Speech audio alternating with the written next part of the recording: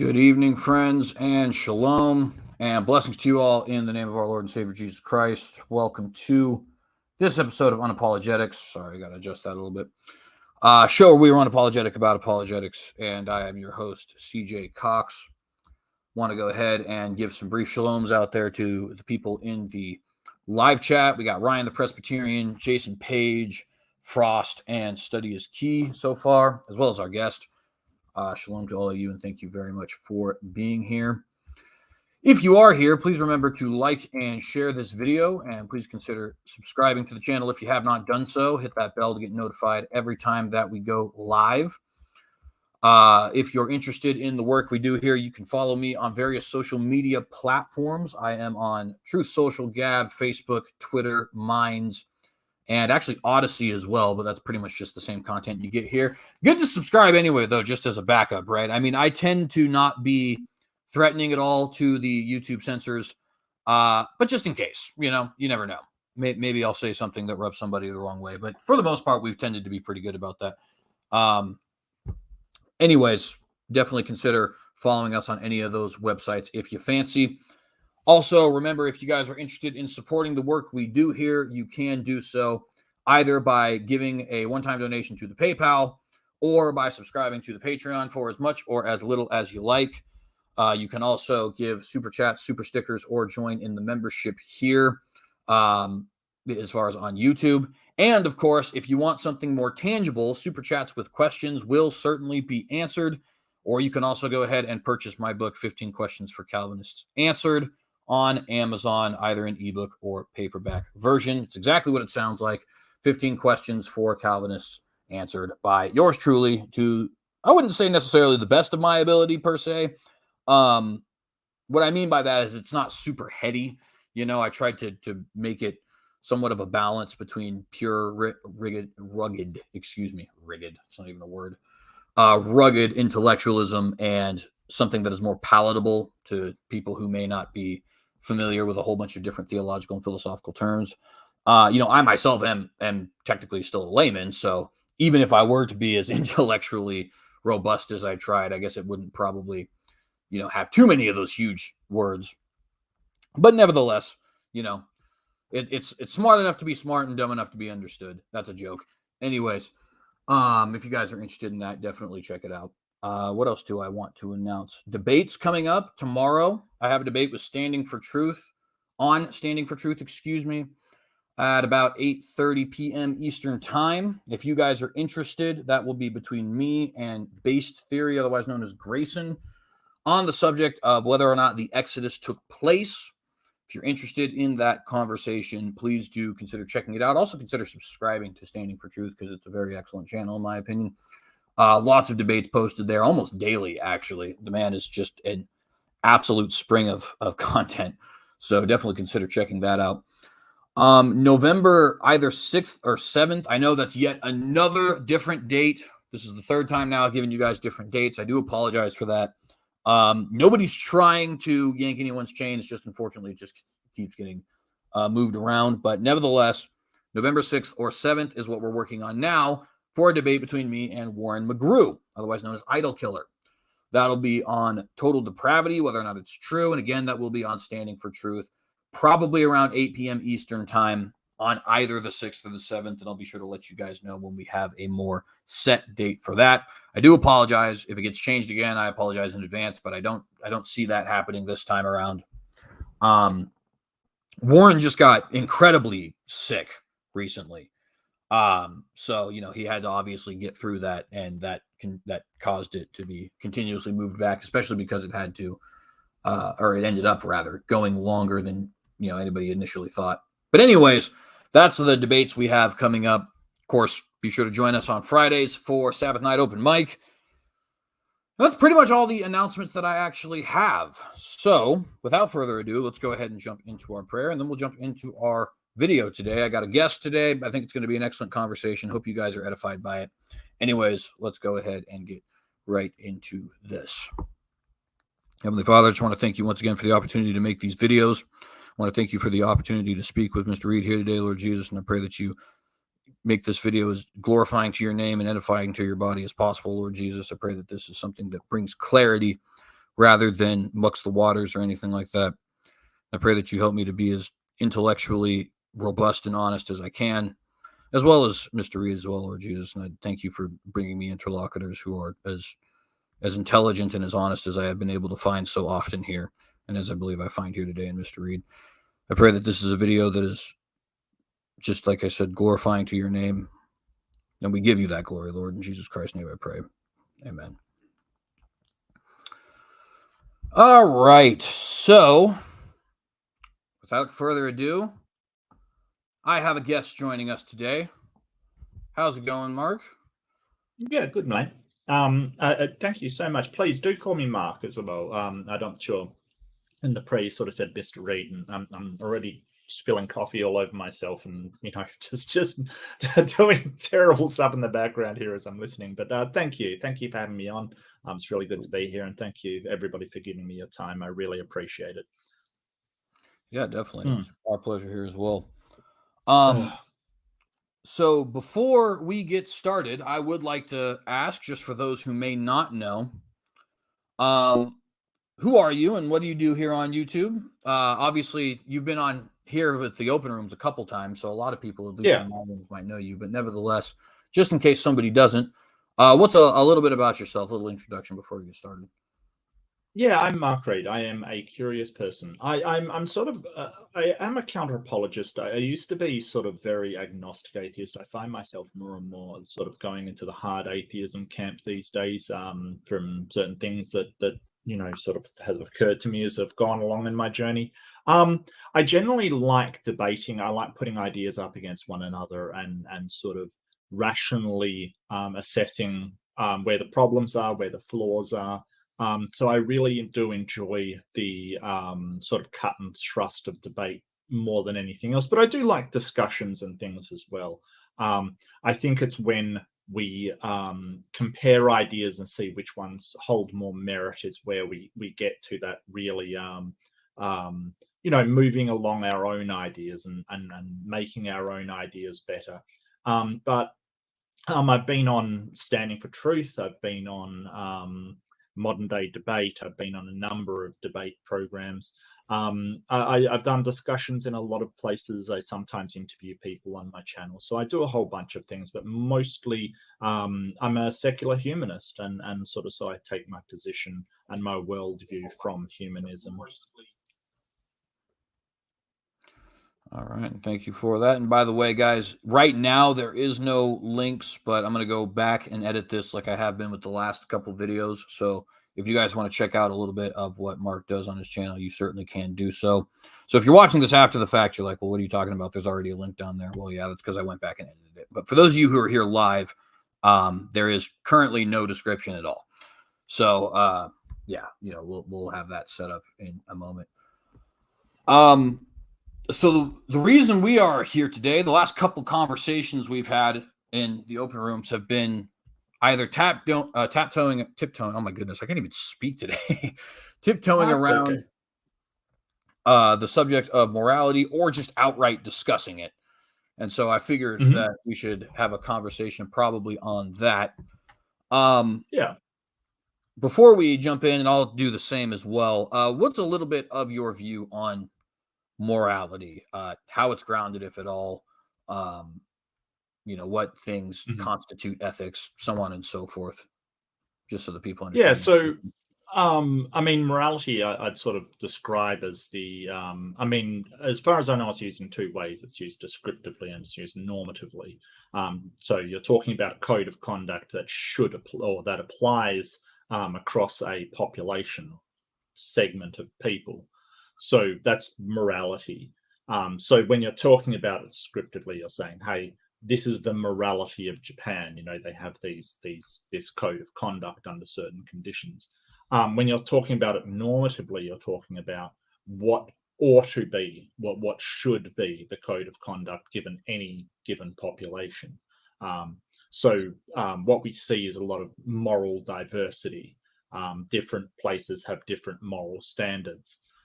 So I'm a meta-ethical relativist, meaning that the meta-ethics is sort of the study of where morals are taking you, what the aim of morals is, what the goal of morals is. So, for instance, a theist meta-ethics might be to worship and sort of to create the glory of God, or to glorify God in some way. To that would be their aim. That would be their meta-ethics, and then the morality would flow from that.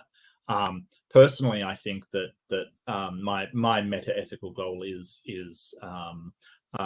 the flourishing of humanity, or the well-being of humanity, perhaps you could describe it as.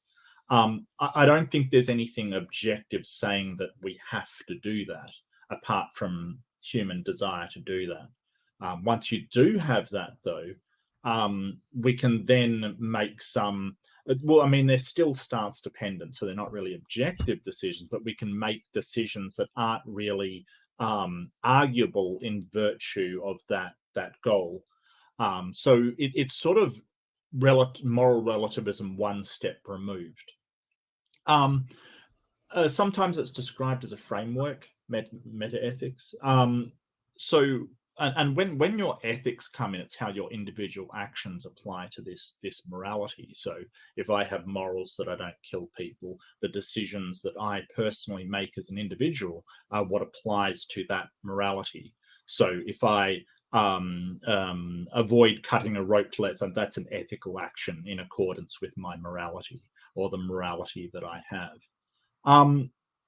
I think those morals are grounded more or less biologically, and I think there's a lot of good evidence for that. I think that the main toolkit that social species have are empathy and reciprocity. They work in tandem so that organisms can sort of get along, and we see that in social organisms all the time. We can actually document that through various scientific studies. We notice that non-social species, i.e. sort of lone species like cats and things like that, they have less of these sort of social tendencies, and therefore less of empathy and reciprocity kicking in.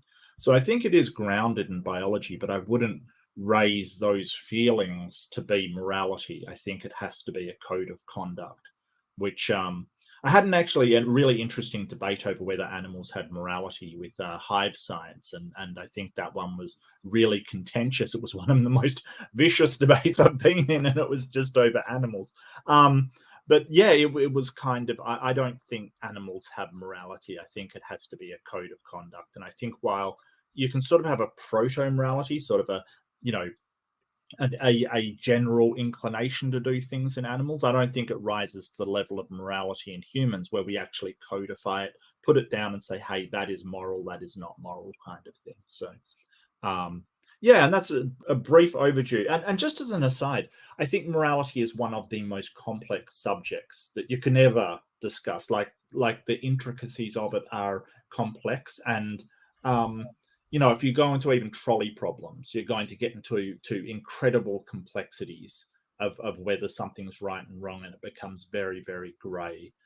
So I want people to keep that in mind, that sometimes there is no easy answer of right and wrong.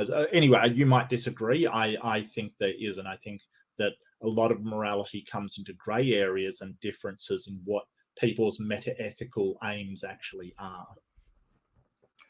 Yeah, I appreciate that. And so for the audience to know kind of a little bit about my own theories, and then of course we'll get into the back and forth discussion here. So I tend to be, it's weird. In a sense, I kind of agree in that I do think this is a very complicated subject. I think it has to be by necessity. Like I've said before, I think that, for example, if you're a moral absolutist who believes in an objective morality, then consequentialism is necessarily a result of what you believe, which a lot of people think of consequentialism as its own branch. So that in and of it, and the only reason I bring that up is to say it's a complication, right? It is a very complicated issue, I think. What exactly constitutes objective can be a complicated issue. And then, of course, moral dilemmas, as you pointed out there. I tend to be, though, a moral absolutist. I think things are certainly black and white, in so much as that they, how do I put this?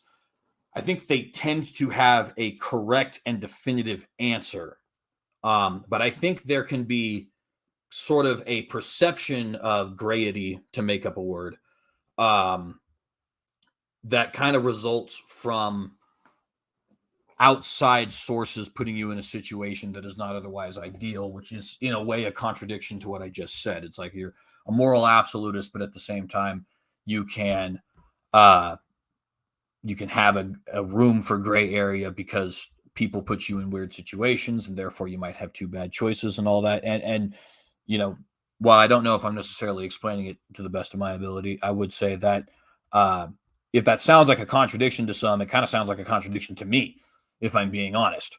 I think it's which kind of goes to your point of it being complicated, right? But to lay out just the idea of my theories, I think that morality is essentially, first off, I think it's a set of facts. I think that it's, factually wrong to murder, to rape, to pillage, to steal, so on and so forth. I think that these morals are absolute. I think they're objective. I think they are grounded in a creator deity. And I think that the way that we tend to understand them, while there is a sense in which it's intuitive, which the Bible describes as laws written on our hearts, and I think sometimes that will manifest itself in the form of empathy, which will be an interesting thing for us to discuss. I also do think that it is most clearly articulated to us by way of divine commands. And so I tend to refer to myself as a divine command theorist. Divine command theory, I think, for some people is a little bit of an uncomfortable topic because it kind of opens the door for a potential that God is arbitrary. I think I have answers for that, but nevertheless, I just will say I understand the criticism and leave it there for now. To me, morality, if it is not objective and grounded in something, I won't say necessarily grounded in God because we'll get there, but grounded at least in something that is real, that is concrete, it essentially doesn't mean a whole lot of anything. And the reason I say that is because if you have, a situation where it's either a collection of, some people will say it's just a matter of your opinion. Like David Silverman has said, I am the ultimate arbiter of what is wrong and not wrong for me. That, of course, just boils it down to almost the same thing as whether or not I like Fruity Pebbles. And whether or not I like Fruity Pebbles is irrelevant in the grand scheme of things. So it makes it, I think, way too subjective. Other people tend to say, well, what if it's a society? It's a collection, social contract theory. It's a collection of things which we've all collectively agreed on.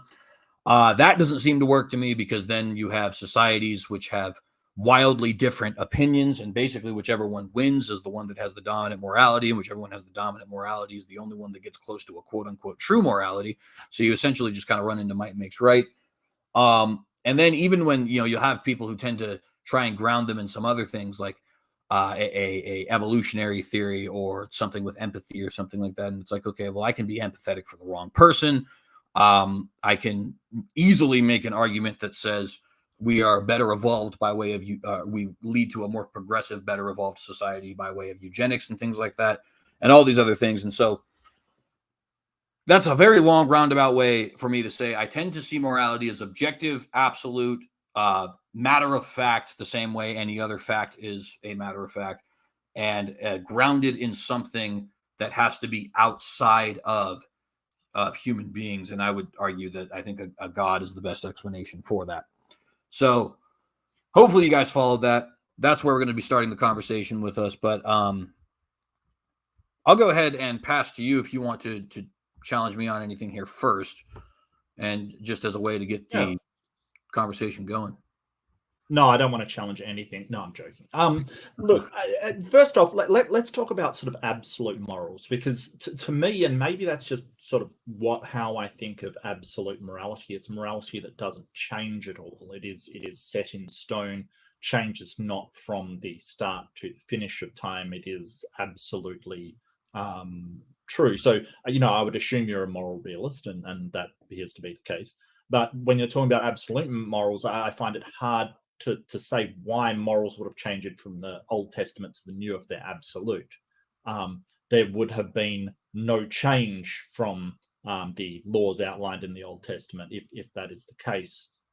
So I'm wondering if that's the sense that you mean absolute. or whether you're sort of using it in a different context, like maybe a universal, moral universals is maybe what you're referring to.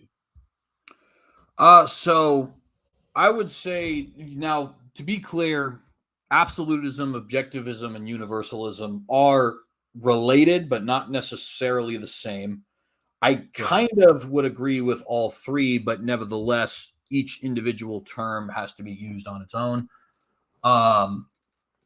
So that would be the first thing I just would want to make clear. The second thing I would say is, while I do tend to be rather deontological, I don't think that changes necessarily the ethic of it, itself, as much as it would the individual's, how would you say this, the requirement to respond, I guess, right?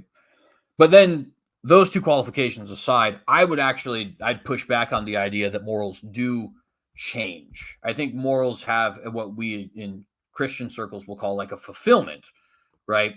So, like, as an example, there's the whole Passover thing. You got to have a Passover lamb and all that kind of stuff.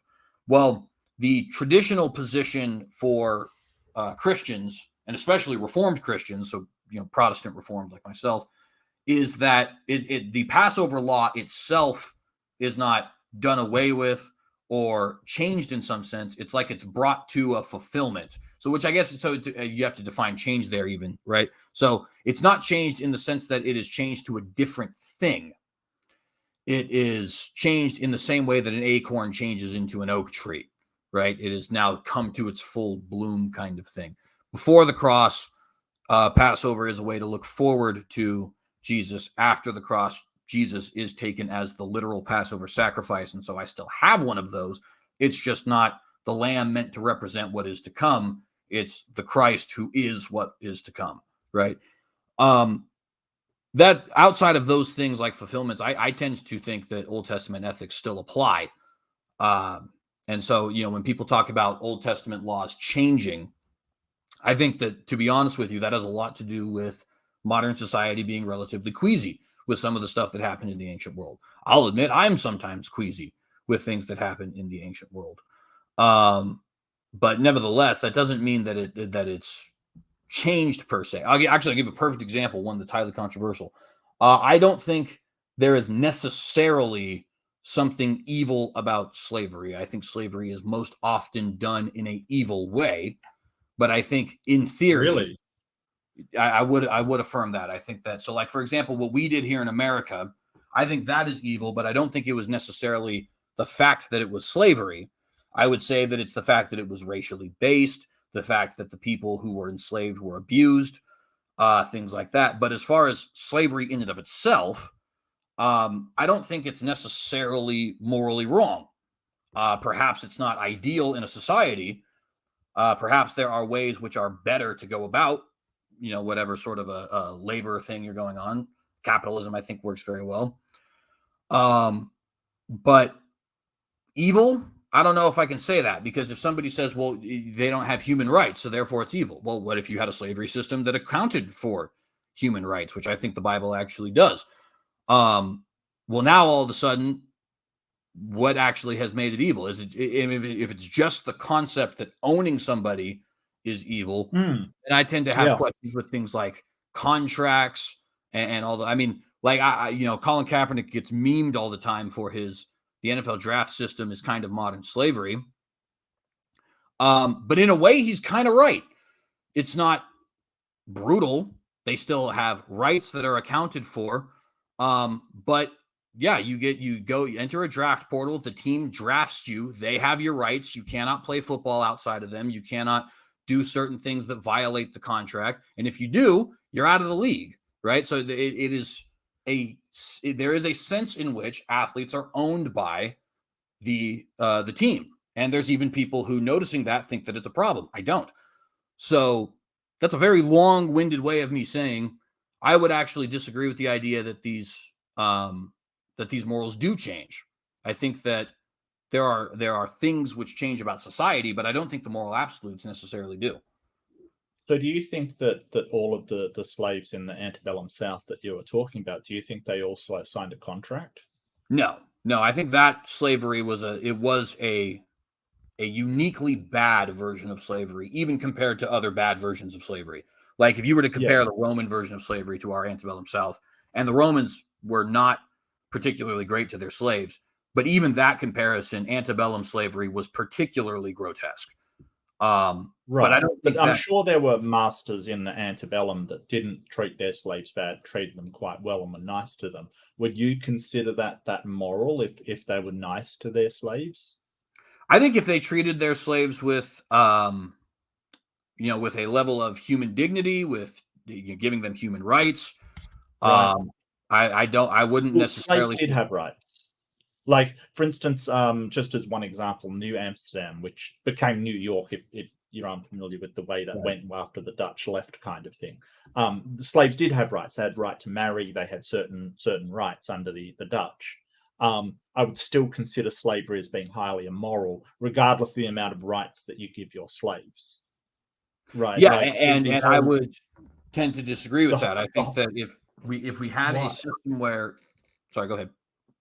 Well, what I want to do is sort of ask you, well, if someone came and took you and then you were sold to somebody else, and you did not have, you didn't agree to it, it was non-consensual, you'd rather be back in America doing whatever, would you say that slavery is moral if you were the one being owned by somebody else?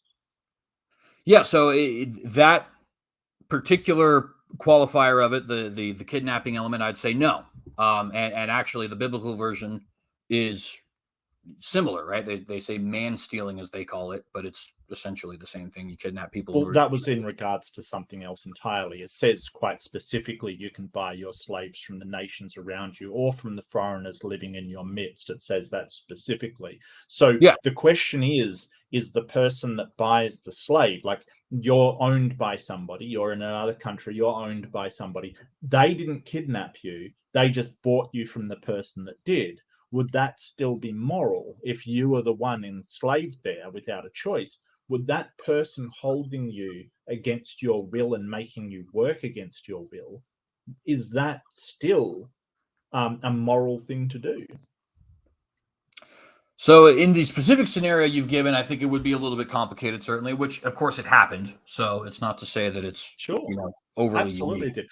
And just say they're really nice to you. They're really nice to you. They give you lots of food. They give you a shelter, but they don't allow you to go back to America. They don't allow you to go back to your life. They say, hey, you've got to work for us and spend the rest of your life here. Is that moral? I would say the immorality in that situation, I think, is placed on the person who has forced you into a non-consensual slavery. So my understanding of biblical slavery is there is essentially three ways in which a person becomes enslaved. They either have themselves consented, typically because of debt, they're criminals, or they're POWs, essentially. Which for a very long time, POWs, that was just what you did. You put them to work. Prisons are relatively new, at least the way in which we understand prisons. Obviously, dungeons and things which certainly resemble prisons. Well, there's a couple of other ways, actually. There's sort of two other ways. They've already been slaves and they're bought from the nations around Israel or from the people who came to Israel with slaves. You could buy them from people. Or a slave that you own has a child and that child is your property.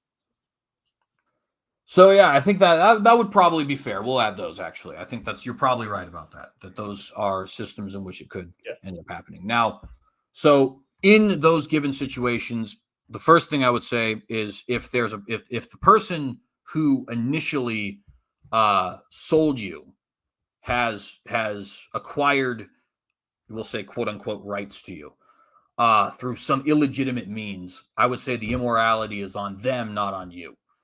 At that point, you're essentially only, in other words, it's like you're only guilty for the things which you did. You're not guilty if that person kidnapped them and they sold them into your system, which is now different. I think that we're talking about something that is immoral on them, not necessarily immoral on you. I also think that there is sort of outs that are, sort of placed in the Bible for situations like this.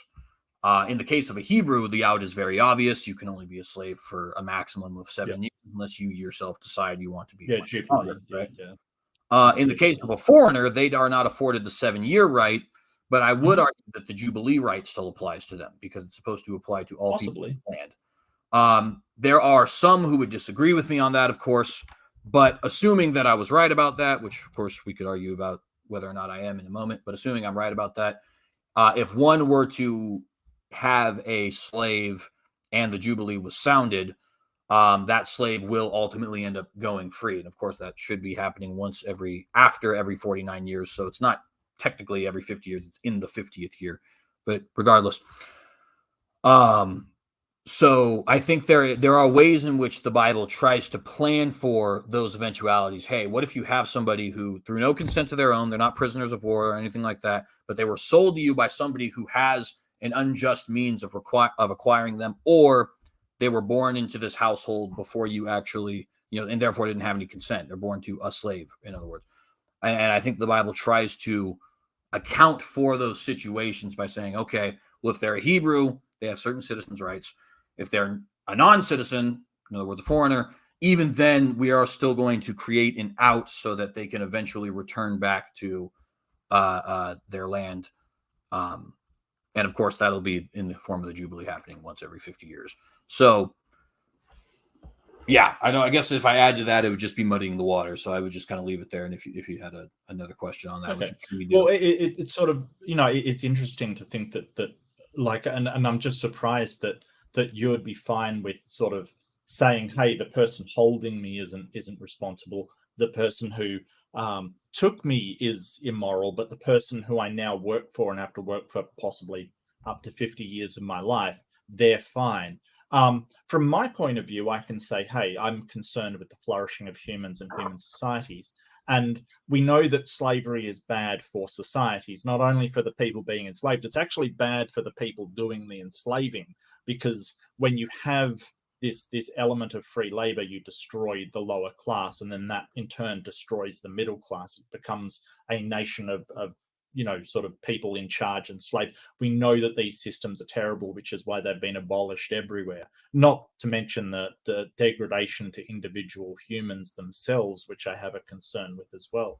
So I can sort of say, hey, all slavery is immoral. The entire institution's immoral.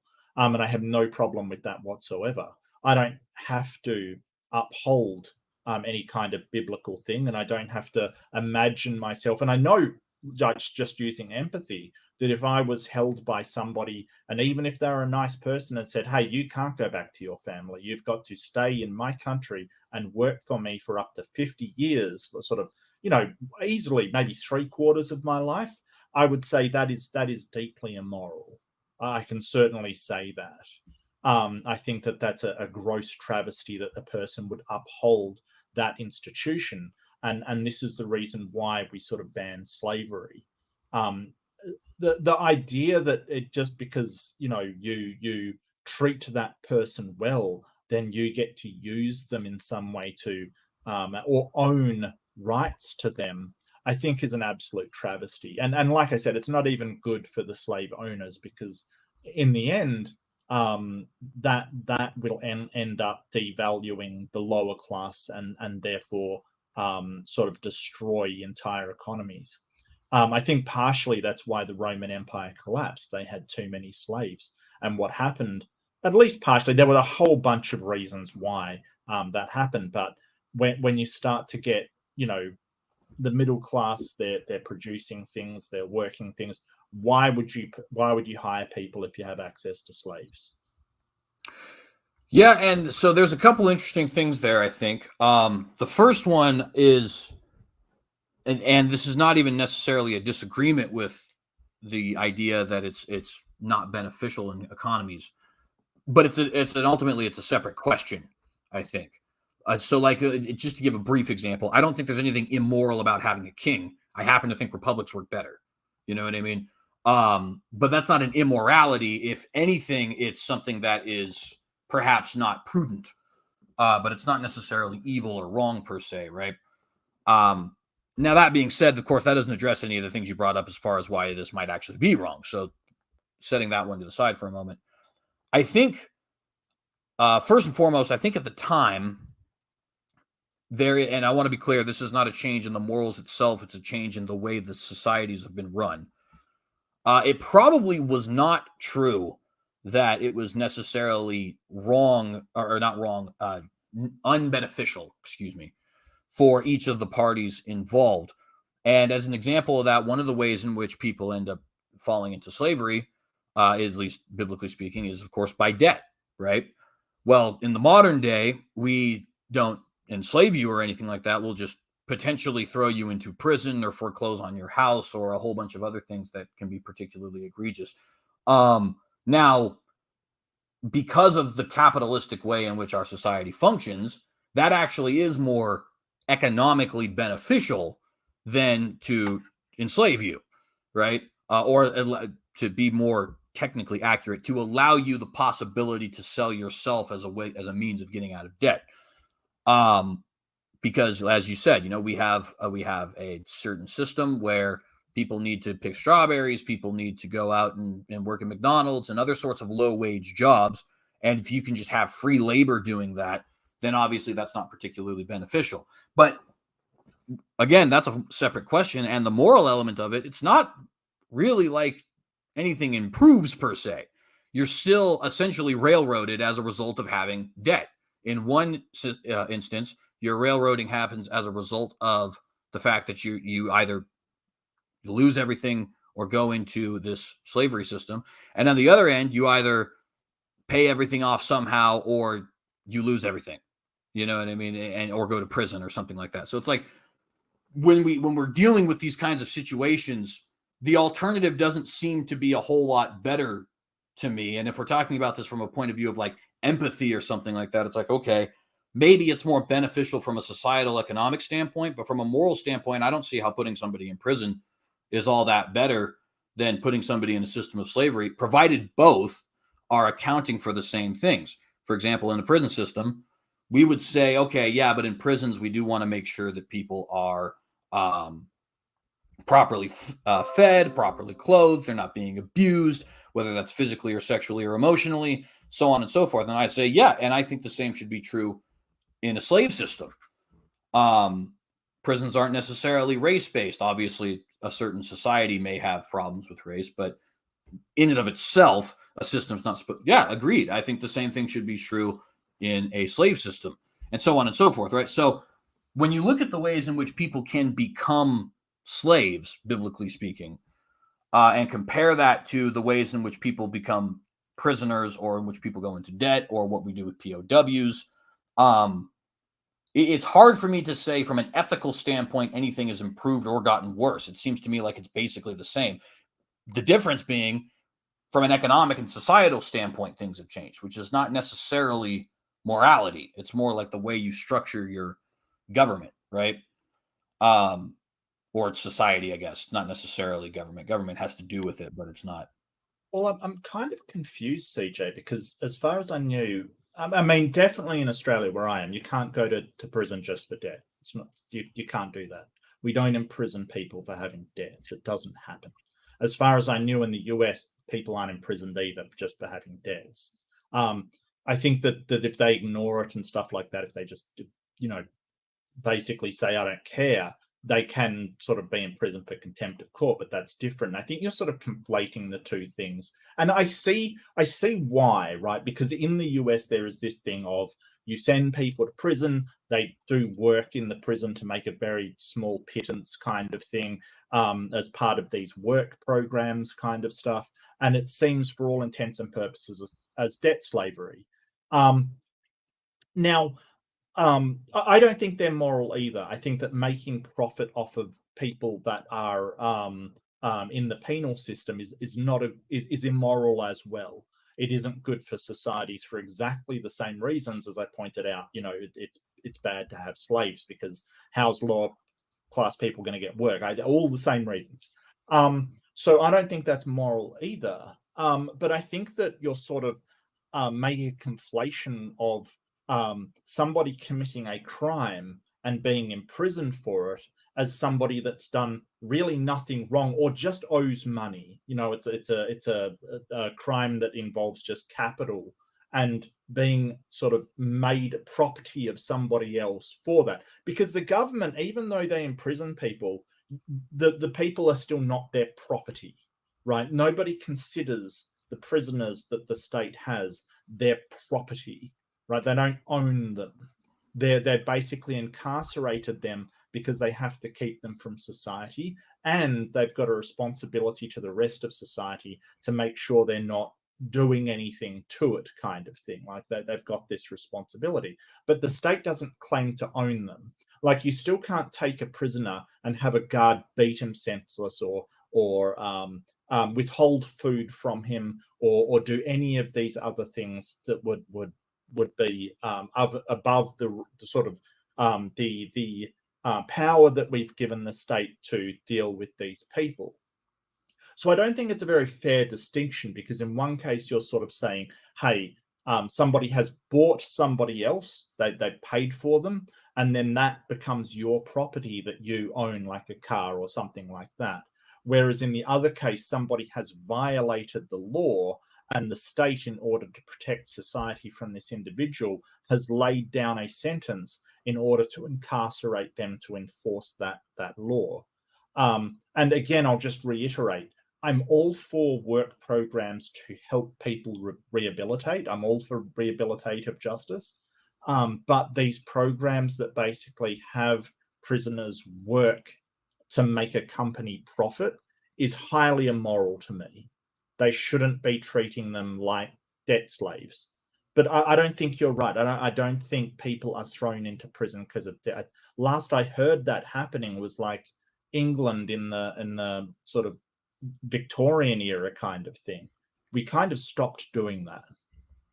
Well, and I think so. Technically, I guess I should have been clearer with my words, because I think the foreclosures and losing everything and that can very often happen with debt. But I think in order to be thrown in prison with debt, there is some unique circumstances, like it's debt to the government, like taxes, or you're like court ordered, like child support or something like that. So that would definitely be on me for not speaking clearly. Well, I I think think you're tax right. fraud, sure.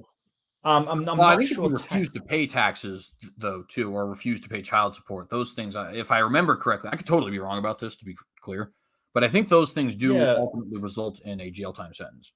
Well, what it is the court hands down the decision, like, you've got to pay this there. If you don't, you're in contempt of court. It's actually contempt of the court that they're being punished for, not paying in general. It's basically when you ignore or flagrantly violate the court handing down a decision, you're in contempt of it. So I think, like, I get what you're saying, that, hey, you've gotten into debt, but it is the rebellion against the determination of the court that you're being jailed for, not the fact that you owe money. Well, and so this will actually kind of get me to the point I was kind of saying, where you say, jails don't own people. In both the situation you just said and the situation with the jails own people, I almost there's a part of me which chuckles a little bit and says, well, yeah, technically, I think that's true. But for all intents and purposes, I think a prisoner is owned by the state. In fact, they're even referred to as wards of the state. As far as not de facto, de jure, right? Like in word, are they actually owned? Yeah, no, I get what you mean. Like at face is de jure. Yeah, exactly. It's like, well, yeah, I guess no, they don't. They're not making that claim, but they might as well be. All of the same thing, and some of the other peripheral things, and I refer to them as peripheral. You may not think of them as that, but it's like the beatings and stuff like that. I don't think that necessarily is a part of a system of slavery per se. It can be. It very often has been throughout history, but not only could I easily conceive of, but I think one is even found in the Bible, where we would say, no, you can have a system where people's economic rights are owned by other individuals, but you still are not allowed to treat them in certain ways that wouldn't be the same for necessarily anybody else, right? So, like, for example, there's the famous gouge the eye, chip the tooth verse in the Bible, as far as if you beat a slave such that you gouge his eye, chip his tooth, he goes free, right? Well, Right. a lot of people understand that to be not literal. It's more of a euphemism to say if you cause cosmetic damage to somebody, then they can probably go free. As a source for this, I would even go with somebody unbiased, like Dr. Josh Bowen has said this before, where he said, "Well, it's not literally okay. I can rip his ear off, but I can't gouge his eye or chip his tooth, kind of thing. It's more like okay, if a corporal punishment leads to a sense of, and by the way, he would fundamentally disagree with the position I'm saying right now as far as slavery not necessarily being evil. Correct. Which is why I use him as a source, because I think it'd be the fact that a concession is made by somebody on that side, I think is relevant, right? But digression on that. It's a euphemism, at least a lot of people have suggested, for not causing cosmetic damage to somebody, right? And so we see there a system of slavery in which any sort of corporal punishment that is found is given to that slave is the same that you might see from parent to child, or from somebody who is being punished for a crime, or you know what I mean? It's like this. The society at large is not treating slaves differently than they're treating everybody else when it comes to corporal punishment. We don't have corporal punishment, of course, at all today in the modern day. At least I don't think we do. And you would think that's immoral, that we should have corporal punishment? Is that what you're saying? Because the Bible sort of says that if you beat your slave and they don't die within a day or two, then the master is not to be punished because they are your property, or they are your money, I think is the more accurate translation of that. Yeah, and and I think that is to be added on to what we've already seen, right? So that's one of the things.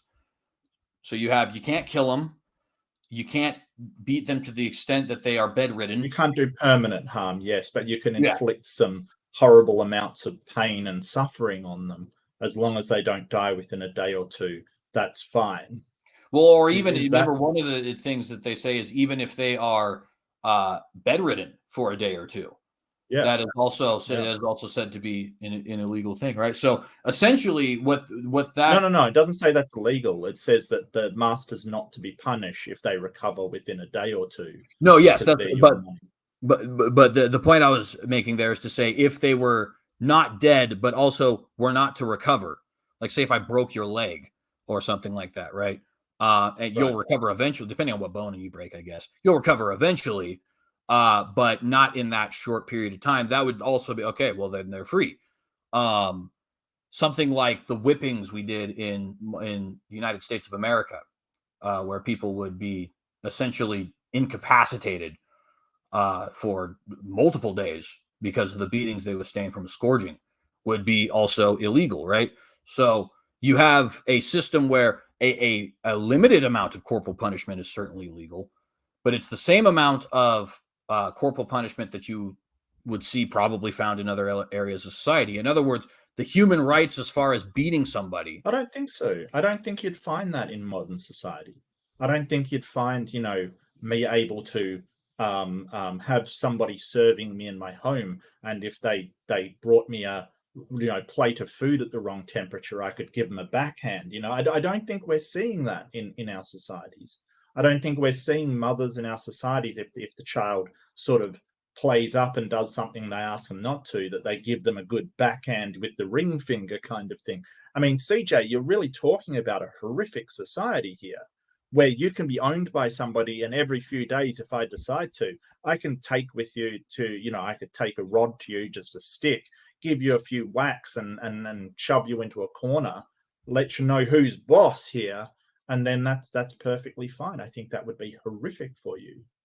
Even if you are not down a couple of days. Imagine I beat you hard enough that you're down a day, right? Not even a couple, just a day, right?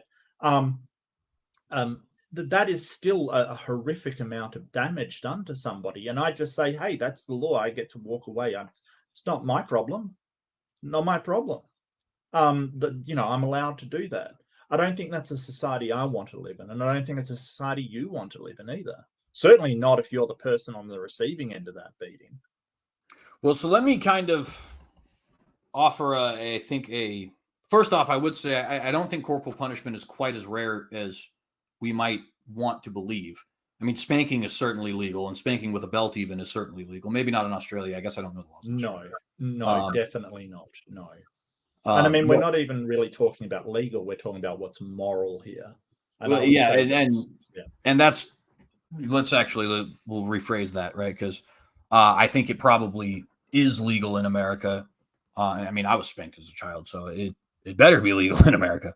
But of course, whether or not it's legal doesn't necessarily mean it's moral, right? So, in fact, I believe swattings in school are still legal in America in like 12, 18, something like that, different states, less than half, but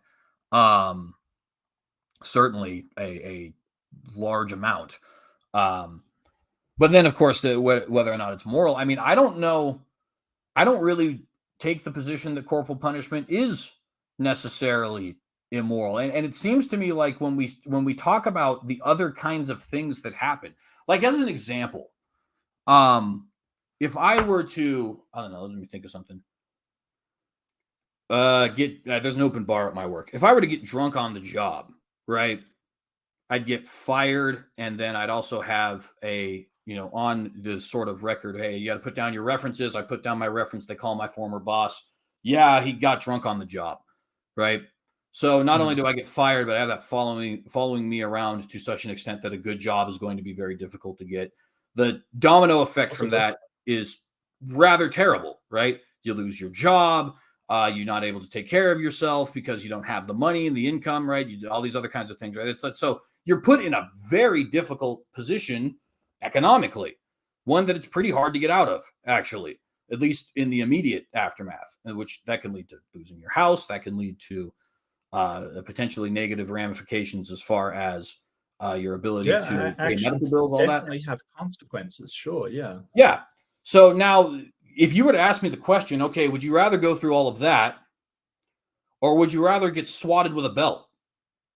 I got to be honest with you personally. I mean, the belt's at least done with quickly. I don't have these long-reaching ramifications. You just get the swat and you move on. Now, that to each their own, I guess, right? Hold on a sec, CJ. It's completely sort of unrealistic what you're talking about, because what you're talking about is the various consequences that come from your actions, right? You're not talking about a punishment, because it's not that all of these things happen to punish you for getting drunk on the job. The reason why you can't find another job is because employers are looking for reliable employees that don't get drunk on the job. It's not like they're punishing you. It's just that is the requirements of employers. Like, this is just how your decisions affect your life.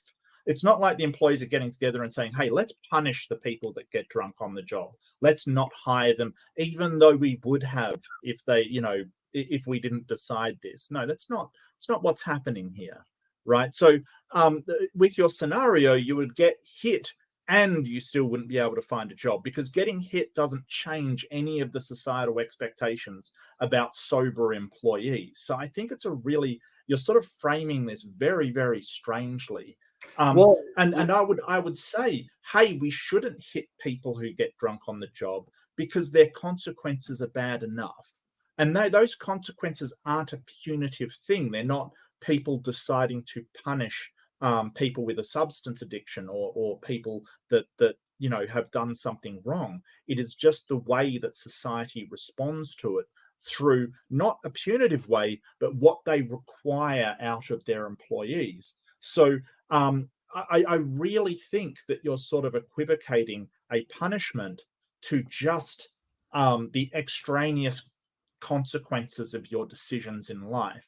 What we're talking about is punitive stuff here. Like, how do we punish these people? What actions do we take against them? And I don't think corporal punishment is even a particularly effective one. I really don't think so. I think that if somebody is drunk on the job, what will serve them a lot better is going to be, alcohol rehabilitation, addiction therapy and things like that, rather than any kind of punitive corporal punishment for it. I don't even know how that would make things better. Let me be clear as far as what I'm saying. What I'm comparing is the firing and subsequent writing that comes from that, which is, okay, this is why this person got fired. Then, of course, you have all the consequences that come from that, which you're right, are not part of the punishment. They're just consequences of it, right? Sure. Versus instead of the firing, a corporal punishment, right? And what I'm saying is the consequences of the one seem to me to be immediately over versus the consequences of the other, which seem to take a very long period of time for me. So like on the surface, you're like, okay, well, one person got physically harmed and the other person got financially harmed, and then you just move on. But that's really not it, because on the surface, there are a lot of consequences. The consequences of the one are as I hurt for 24 hours, and the consequences of the other are that I am essentially societally damaged for a long period of time. You know what I mean? Or you can even do this with like another thing with like criminals. Is it worse for somebody who, and I don't necessarily agree with the drug war, but that's not what I'm getting at here. But let's say somebody gets caught with drugs. Is it worse for them to be incarcerated for a year or something like that, or to have something that is a relatively minor corporal beating? I mean, I find it difficult from a purely empathetic point of view to justify the one over the other. And I'm not necessarily saying one is wrong and the other is not. I'm just saying, like, it doesn't seem to me like one is more immediately jarring. And I think that's why we dislike it. Whereas the other one is not immediately jarring, but its consequences are equally negative on the person who did it. Well, I think you're sort of making a category error. I'm not sure why you think that firing is necessarily a punitive thing. So a lot of people misunderstand corporations and the reason why they do fire people. It is because they are running a business model, and that person is going to harm that model, the goal that they're getting to. It isn't necessarily a punitive thing. It's there to protect the corporate interest, because what corporations do is protect the corporate interest. That's what they're all about. It's what they're focused on. So and that in turn is because they're ultimately motivated by making profit. That's essentially what they're after. That is their number one. It's really their only goal of the corporate entity, is to make profit and return for their shareholders. That's it.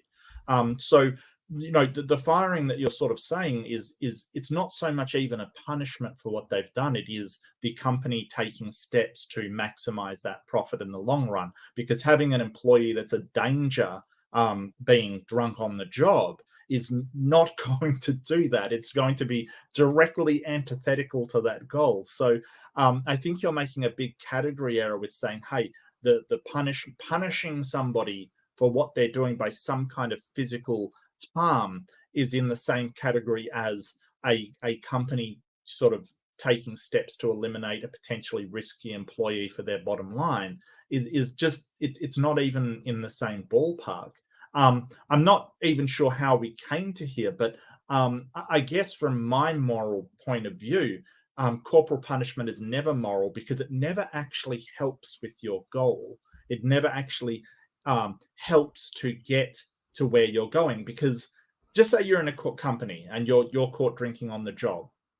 The company is not going to beat you and let you get back to work. And the reason why is because beating you is probably going to make you drink more, not less, right? This isn't a case of, oh, if you beat them, that's the last you'll see of that behavior. That is not how that works. And we know that physical violence doesn't stop people doing what they're doing. It's providing them with a way to take alternative behavior that's more constructive and healthy, that stops them from doing these behaviors. So this idea that you can sort of lay down violence to make people do things is such an archaic idea.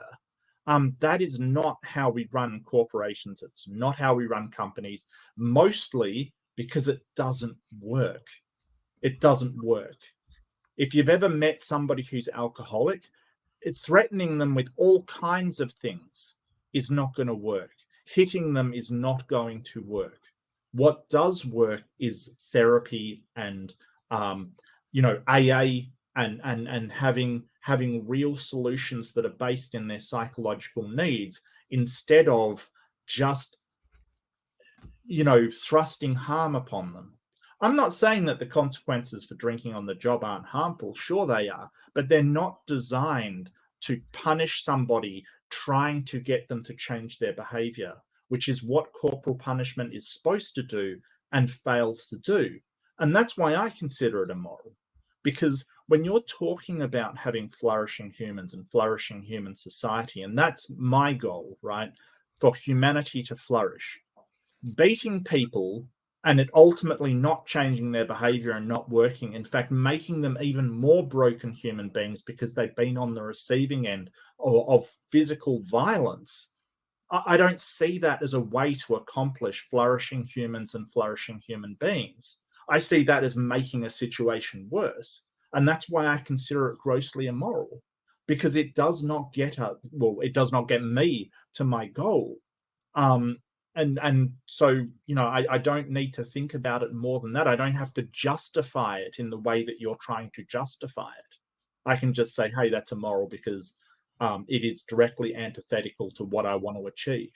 That's it. That's all I need to know. Well, and I think my problem here and the way I've been approaching this so far is because I haven't been grounding necessarily why I think it's moral. I've been kind of, in a sense, critiquing the idea that it's not, that it's somehow less beneficial or more beneficial, right? Because it seems like that is a fundamental part of what you would affirm, right? As far as, human flourishing and stuff like that. In other words, the benefit. And I guess my point is just, I don't see from a beneficiary standpoint a difference.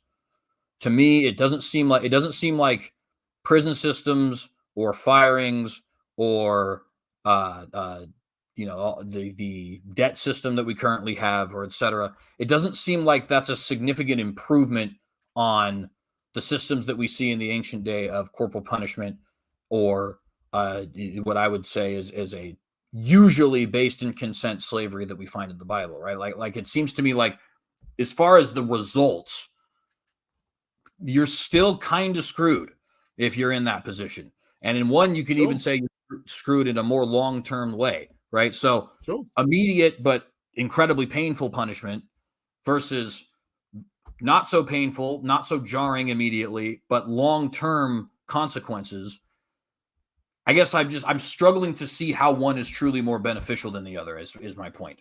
Well, Perhaps the thing is that perhaps I could clarify. So the only way that would sort of apply to me is if I thought that the debt system in America is moral, right? That's the only way that argument would apply to me. That's fair. Or that the prison system is moral, right? Which I don't think they are. I think that the debt system, the way that it handles it, it is deeply immoral because of the harm it does to humans, and it's not even good for human society because you do get these instances of bankruptcy. You do get these people who aren't thrown a lifeline and then aren't productive members of society anymore. I think it is deeply immoral because it doesn't get you to, again, human flourishing and the flourishing of human societies. I think that other countries, you can sort of look maybe to Scandinavia and the way that they set up, sort of a universal basic income for their citizens. And, so if they are in debt, they can at least have a pathway out of it, kind of thing.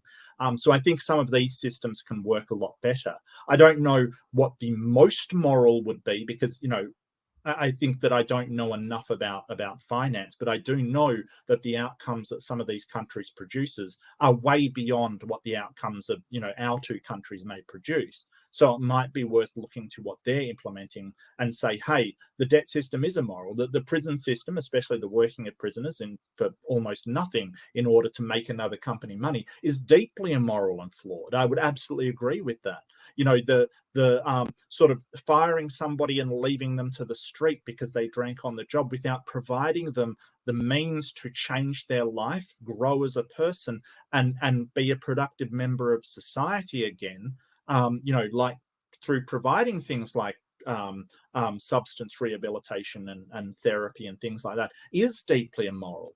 So sort of this leveraging and saying, hey, these two things, why does it need to be one of these two things? Why can't we find a way where we are saying, hey, people do make mistakes, people get into debt, people do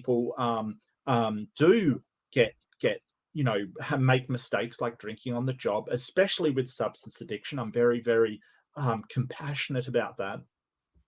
but there should be a path where they can work their way out of it and become an upstanding and valuable member of society. I don't think it's one or the other. So I kind of want to push back against the idea of, because I think these systems are immoral, I must accept the current ones the United States has. No, I don't. I think Well, they're and immoral as well. that is definitely a perfectly fair response. My problem with it is that while those are the examples I'm looking at currently, the greater point I'm making, I think, is one that would still apply, which is I don't see where there is a benefit per se. I think to an extent, every situation has pitfalls that aren't great. In fact, they're not even say again. A benefit of what? Sorry, I'm not sure where the benefit. Yeah, of sorry. what Let me be clear on be. what I'm saying there. So I think if we were to look at any system that's been used or any hypothetical system, I don't see how there isn't either A, some very serious and definitely not beneficial consequences for the party that committed the wrong, or B, how would I put this? A system which can arguably reward them for doing what they do or punish other people for doing what they do. I don't want to get into a whole thing about economics, but I would argue Scandinavian countries, there's a lot of benefit from a UBI.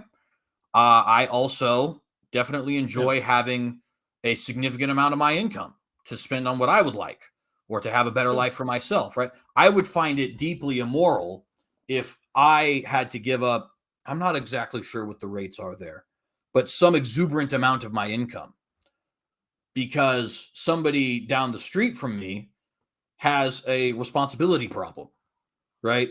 Whereas, in other words, it's like, yeah, sure, we've now eliminated the potential pitfalls for them, but we've done so by creating pitfalls for me, right? Now, I would not go as far as to claim that means the Scandinavian system is somehow evil and immoral and they need to toss it all out or anything like that. My only point in saying this is that it doesn't seem to me like any system that one can come up with is significantly improved. Like that, there's always either a very detrimental consequence to the party that committed the wrong act, or there's a detrimental consequence to other people in order to avoid that consequence for the person who committed the wrong act. And all of this is meant to be, I'm not sure if I articulated it in the best way, so I do apologize.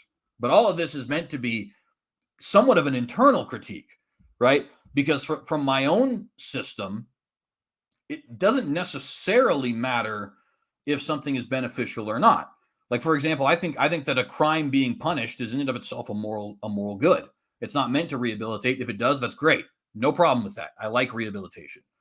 If it prevents the crime, that's great. I very much like preventative measures. But the point of punishing you is to punish you on my system. You did something wrong. Wrong acts are deserving of negative consequences, right? I would assume, based on what we've talked about so far, that is not an intuition you would share or a position you would share. I guess it's not necessarily. No, not at all. I don't believe in punitive penal systems, mostly because they don't work very well. That's the thing. Like, sort of punishing people doesn't seem to prevent other people from doing the same crimes. It doesn't seem to sort of have a sort of, you know, I'm completely blanking on the word. But it also all it does is encourage people to do the crime more, paradoxically enough. I think that sort of rehabilitative crime is better. Just looking up, say, Finland, for instance, yes, the tax rate is higher. It's 31.1. OECD counts the average as 24.6. So it is definitely higher. I will absolutely concede that. However, I would be happier paying more tax to live in a place where people are committing less crimes and there's less people drinking on the job and there's less people doing this kind of stuff. I would be happier doing that. So maybe it is that our priorities are different. Yours is more self-focused. You want more for yourself. I would be happier living in a country which has a better society, because that, to me, is worth so much more than just a little bit more money. I think that having a better society and sort of it's kind of like you've got really two options. You can get a bigger slice of the pie, but if you make the pie bigger, if you make society better and more productive, right, you actually will get a bigger pie for everyone. We'll actually get a bigger life.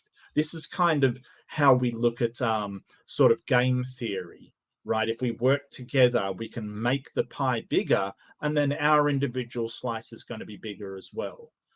So it's how we look at these things as, well, this part's mine, as opposed to, hey, let's make everything better, and then my part's going to be better as well. So I think sort of our ways of looking at it are completely different. But so, like I said, I mean, human well-being, both individually and societally, are really what I'm after, and that's my goal. So it isn't necessarily my financial stability. My financial stability is important because that's part of my well-being, and I am a human, so human well-being has to be covered under that, sure. But you know, I think that societal well-being is important as well.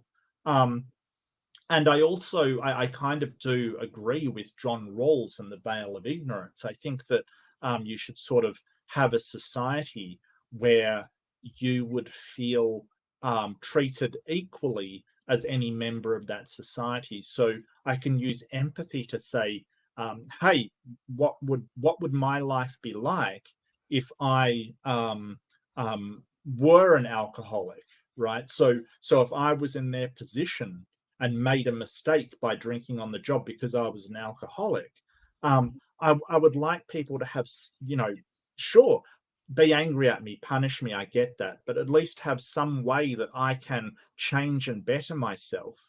And that's one of the things that I think is important for people, and that is the concept of self-actualization. In psychology, it's basically the ability to make the most of yourself, the ability to be who you want to be, and what that actually means. Live up to your potential, I guess, would be a way to describe it. So I think that it's important as a human right to have the right for self-actualization, to have the opportunity to live up to your potential, is very, very important. And I think by sort of saying, hey, they did something wrong, down with them, they're going to be enslaved, or they're going to be beaten, or they're going to, that's taking away that ability to say, hey, I made a mistake, but now I want to sort of live up to my potential. I don't think people are sort of as base as you're making them out to be. I don't think because somebody does something like that necessarily. Do you think that person that drinks on the job is a bad person? I don't. This is going to sound awfully cynical, but I don't really think there's such thing as a good person. Everybody is deeply flawed, and unfortunately, some people are some people's flaws are a little bit more obvious than others. But really, yeah, I tend to think that well, I just be very blunt with it. I tend to think that humans are, for the most part, pretty debased.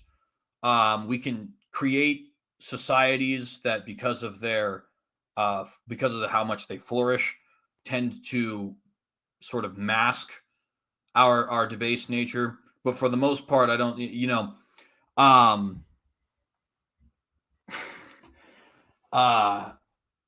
you know, if we lived 200 years ago, even, and that's not even a long time ago,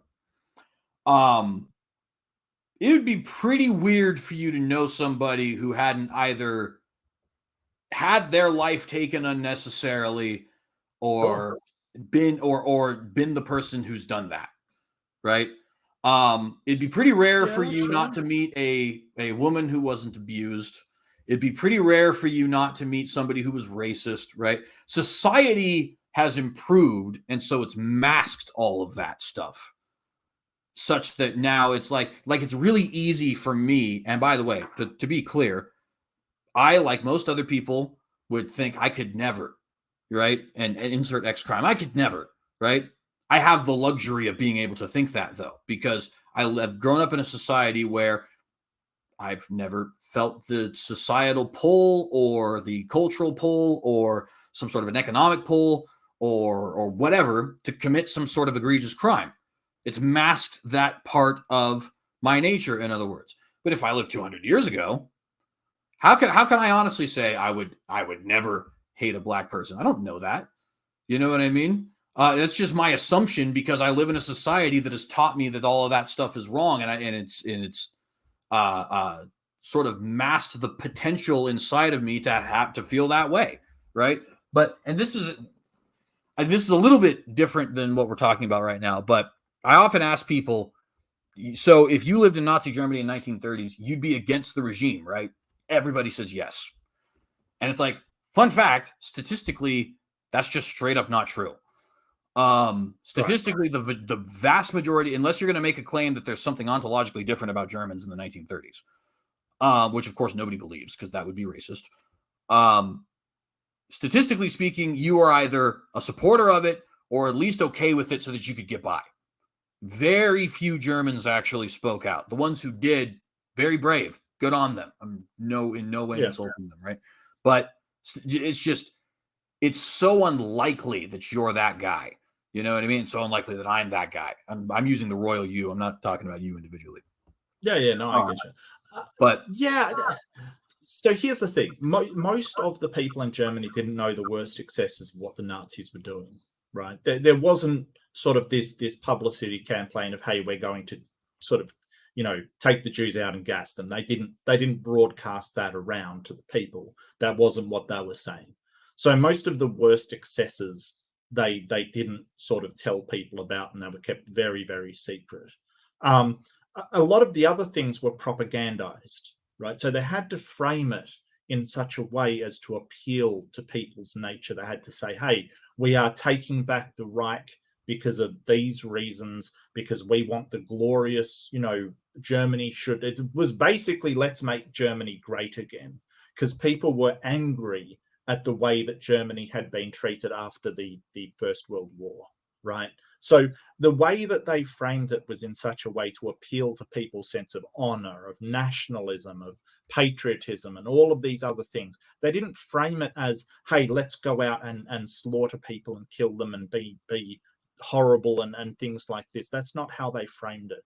So this idea that you wouldn't be against it, to even think in terms of how a German citizen thought in that time, angry about what had happened to, them after World War One. They were, in debt. Their country was put in debt because they had to make reparations because they lost World War One. Being angry about that, listening to all of the Nazi propaganda about how, the Jews were doing this, they were doing that. We've got no idea how we would think in that case because we're not part of that system, right? I totally agree with you. I totally agree with you.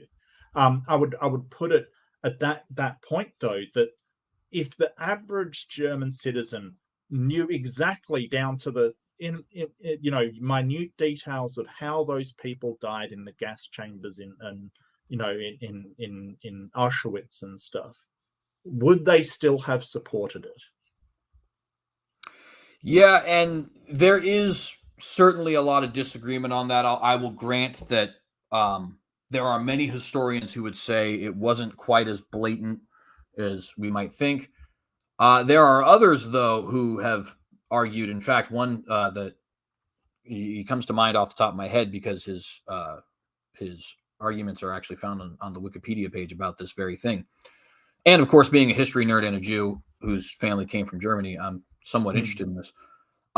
Peter, I think his name is Longrich or something like that. He's argued that by 1943, it was very well known. It's just he calls it an open secret. Nobody talked about it, but everybody knew what was happening. And at least some of it they already did know. And you bring up, they were being mistreated and all that. One of the things that's very tough for us in the modern day to kind of come to terms with is the Germans had legitimate grievances I mean, beyond legitimate grievances. You think about the things we complain about in Australia and America collectively, and every other country for that matter. It wasn't even close to, I mean, economically destroyed, wrongly accused of being the sole cause of a war that they were not the sole cause of. I agree with that. Yeah. But that, to me, that actually kind of helps further my point, because I have the luxury of having never lived in that. And so as a result, when somebody, luckily I've never had anybody quite like that in America, and I doubt that you guys have in Australia either, but when a hypothetical somebody comes up and gets popular, well, I guess you have Kanye West, right? Kanye West is quite blatant with his racism. He's quite blatant with his fascism. Yeah. Right. And it's like, that guy's nuts. I would never vote for him. Hypothetically, though, if we're in the Great Depression and we're being, we have the Treaty of Versailles on us and all these other kinds of things, right?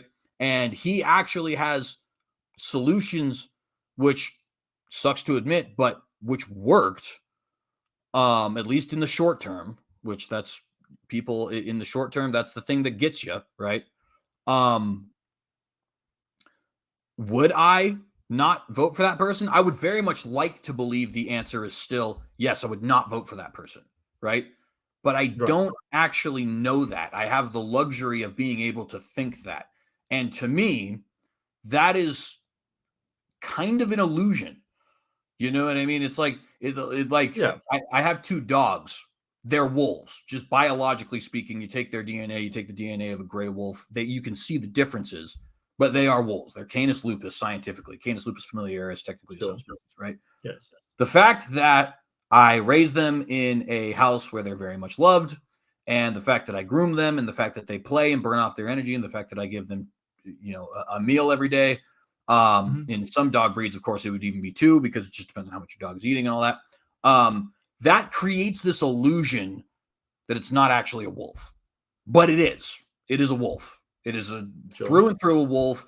If stuff gets really crazy, that wolf is going to be for him and his pack and nobody else, right? He's real, which is, as it happens, I'm part of the pack. But nevertheless, he's good with my friends and my family and stuff like that who are not part of the pack. Stuff hits the fan, he no longer is. You know what I mean? Because he's a wolf. He can't do anything about it. He's a wolf. I think that it's the same thing that I feel about humankind. I think we live in a great society. I love the fact that we live in the modern society. I would consider myself to be blessed to live in this society where me and you are talking rather than potentially hiding from some government that wants to kill us both. Right. But I can't pretend like if I lived back then, I wouldn't be just as evil as all of those people, because statistically, I probably would, which leads me to believe that we are still the same species that, slaughtered the Aborigines and slaughtered the Native Americans and slaughtered the Jews and all that stuff. But we live in a society now that masks all that. So CJ, let me look at that analogy, because it's beautiful, right? You've got obviously the wolf is bad kind of thing. Your sort of analogy for bad, very wild creature, very dangerous kind of thing, and the dog is the good part, right? The whole point is that what makes it good and bad is not the intrinsic state of the animal, right? It's not good or bad intrinsically. It's just that it's how it's raised. It's how it learns. It's what it learns over time that makes it good or bad. It's not that one is, that you can just say, hey, all dogs are bad because they're wolves, and then we teach them to become good. No, I think it's sort of people start off neutral. It's sort of a neutral thing. People are just people. It's what you learn and what you do as you go along that determines whether you're good or bad. I wouldn't think that somebody who, but this whole idea that humans are just born bad, I don't know where. I mean, maybe it comes from your sort of belief in the original sin or something. But I don't consider humans that way. I think I would rather say, hey, most people to me are just neutral. They're just amoral. They don't do moral things. They don't do immoral things. They just do what they do. I think it is their actions that I see that I base whether they are being good people or being bad people. But that is merely based around my own requirements of morality, which is sort of Are they contributing to society? Are they contributing against society? I don't take this opinion that all people are bad and it's just they need to be good in some way. No, I don't take that stance. I don't know why you do. Well, I think that there's a couple things that lead me to it. I think the first thing is, even for somebody who's raised right, I think that ultimately, and there is such a thing as being raised right. I want to be clear on that. I think that Sure. there is, first off, I think if somebody was raised either wrongly or you could call it neutrally,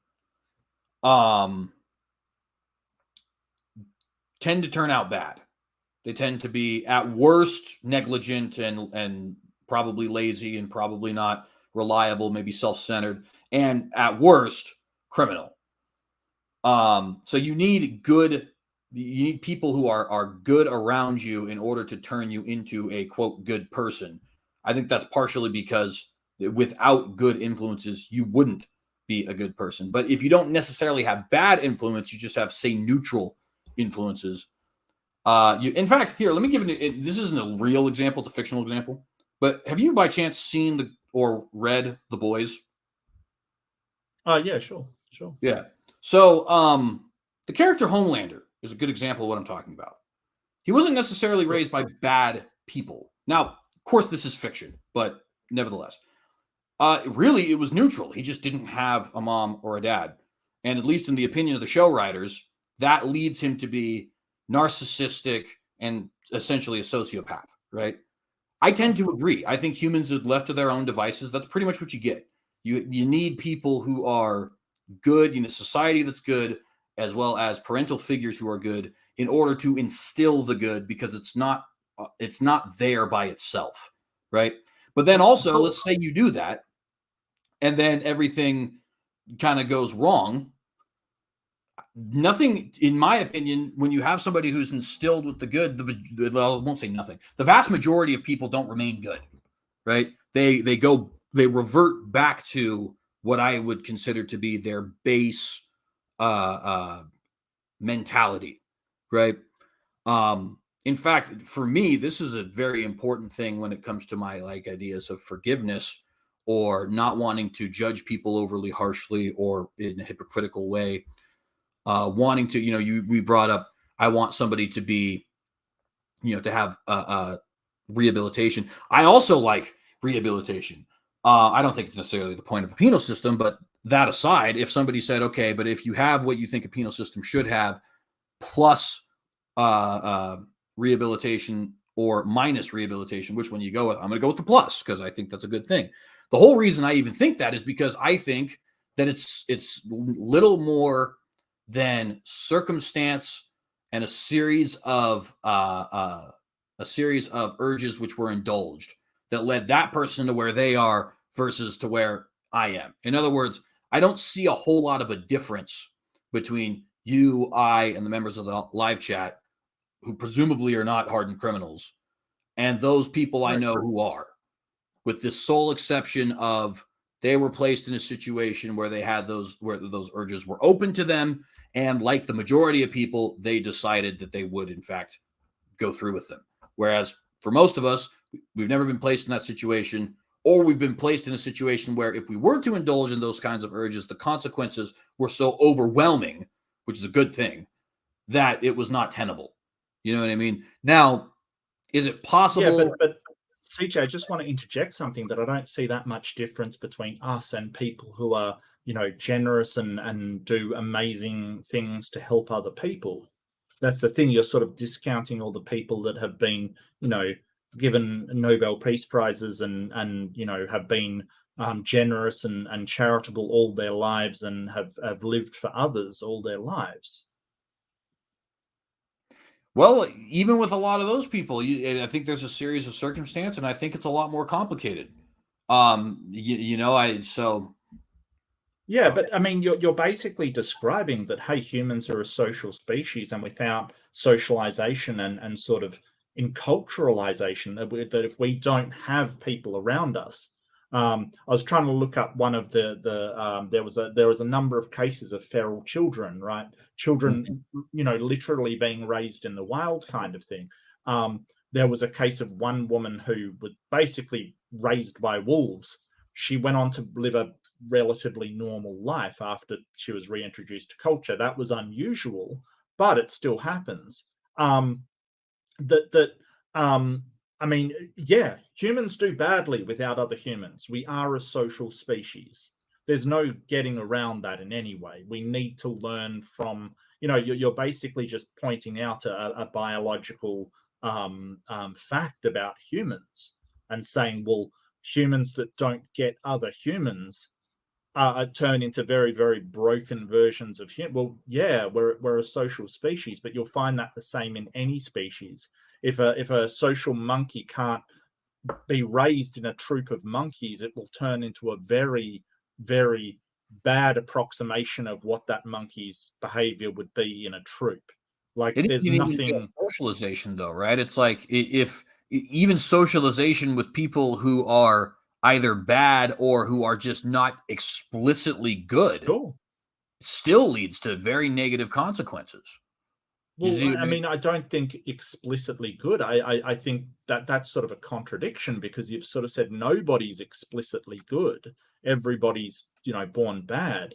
But if you just get, sort of people raised by the most average, boring parents in the world, I don't think they turn out bad. I don't think they turn out morally bad and, criminals and stuff. I think that largely what they turn out is usually boring, the most boring people in the world. I don't think you're sort of pointing out that, hey, our upbringing and our psychological development as children is mostly influenced by the people around us. Sure, but I still don't think that's an argument for saying that humans are intrinsically bad.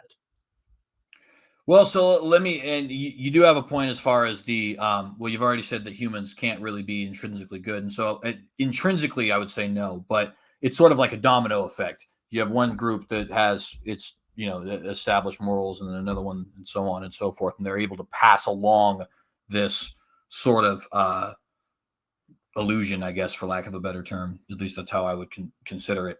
But like, if you have a group, like say you have a kid who is not,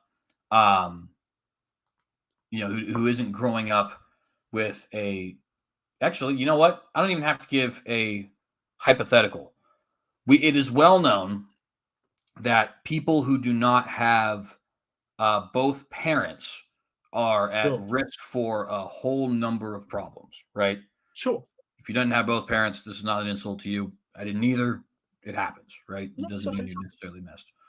But that is irrespective of whether or not the parent that remains is a bad parent. In fact, it's irrespective if they're even a necessarily boring parent. They could be a good parent, right? The lack of the second figure by itself is already enough for somebody to have a significantly higher probability to be a criminal, to be sexually promiscuous, to be a drug user, to be violent, so on and so forth, right? What that is demonstrating to me is, outside of very ideal conditions where you have two solid parents that instill a morality into you from a young age, people typically don't turn out great. And even when the society at large is able to rehabilitate those people, or when society at large is able to create a large number of families that produce people who don't otherwise need rehabilitation, when everything breaks down, they end up going back to that anyways, regardless of how well it happened or how good the rehabilitation is. There is, I think, no clearer example of this kind of thing than the various wars that have cropped up, whether it's Russia, Ukraine, Syria. Venezuela wasn't a war. It was just a dictatorship that took over, right? And all of the sudden, people who were raised with a society that had strong moral backbones, a society that was freedom-loving, all these other kinds of things, they turn on each other and people start committing atrocious acts, right? Russians are not inherently evil. but the Russians who are in Ukraine are doing terrible things. And likewise, the Ukrainians who are capturing Russians are also doing terrible things, right? In Venezuela, criminality is shot way up, right? In Syria, people were feeding mothers their own babies, for crying out loud. It was absurd levels of atrocity that took place in Syria, the likes of which sound like they come out of a comic book. You know what I mean? In other words, it's the same people who were instilled with morality, who were raised right, all these other kinds of things, and it just went awful as soon as the illusion was broken. As soon as the society that was built around them ceased to function in an ideal way, everything went bad. And even you didn't even have to have an extreme situation. We both live in first world countries, so we both have ghettos, I assume, or poor areas. Yeah, well, right? let me address that first. It's sort of, so these extreme situations that you're sort of pointing to, I see. The thing is that when you're talking about behavioral things, and I do agree with Noam Chomsky, he sort of said, "Hey, we've all got the capacity to be a saint and a gas chamber attendant." Right. That's basically what he said. That all that changes is the circumstances and the mental duress that we're put under. So the survival instinct in humans is strong. So in sort of terms of famine, you will do almost anything to be able to eat, kind of thing. That is how you're wired. I kind of I don't agree that has some kind of evil. It is just the way that nature operates. So I think maybe where we're talking past one another is that you're sort of attributing moral designations like good and evil to natural process, which is sort of the naturalistic fallacy, that you're sort of saying, hey, there's these moral things that because they're natural and because people do them and because people have the capacity to do them under certain extreme circumstances, then all humans are inherently immoral. And I don't think that's true. I think that under extreme circumstances, people will do all kinds of things. But we've also seen that you're discounting under extreme circumstances where people will do absolutely heroic things. And mothers will sacrifice themselves to save their babies. Why are we discounting all of these examples and just focusing on the ones that are the horrible examples? And again, it's because naturalistically, you're wired as a parent to try and save your children. That's just a natural process. But we sort of attribute morality to them. I'm not sure I'm on board with the naturalistic thing, but to sort of cherry pick sort of instances where people have done horrific things in these circumstances, or just horrific things in the name of war and killing, I don't think is fair to the entirety of humanity, the scope of what people have accomplished. I can bring up people sacrificing themselves at all stages. I mean, yeah, a lot of German people did horrible things to the Jews, but a lot of people sacrificed themselves to stop the German Reich as well. Is that something that is good? And does that make us intrinsically good? I don't think so. I think that is a case of the German people, being the subject of propaganda, and the other people being told of these atrocities and that they should stop it, and being part of the other side of it. So I get that people do horrific things. I get that. I don't think that just makes humans intrinsic. Like, I'm still not seeing the link to intrinsic evil, like intrinsic without behavioral and psychological sort of confinement of how you think to be able to set up that behavior. I still don't see it. Yeah, so there's a couple things actually, and I want to try and be very brief with them so that they are, because I mean, if I continue just waffling on, then I'll muck my own point, right? So the first thing that the first reason why I see these as being, we'll call it of greater value, I guess, than some of the positive things, is that I think that evil deeds have more of an effect on how would I put this?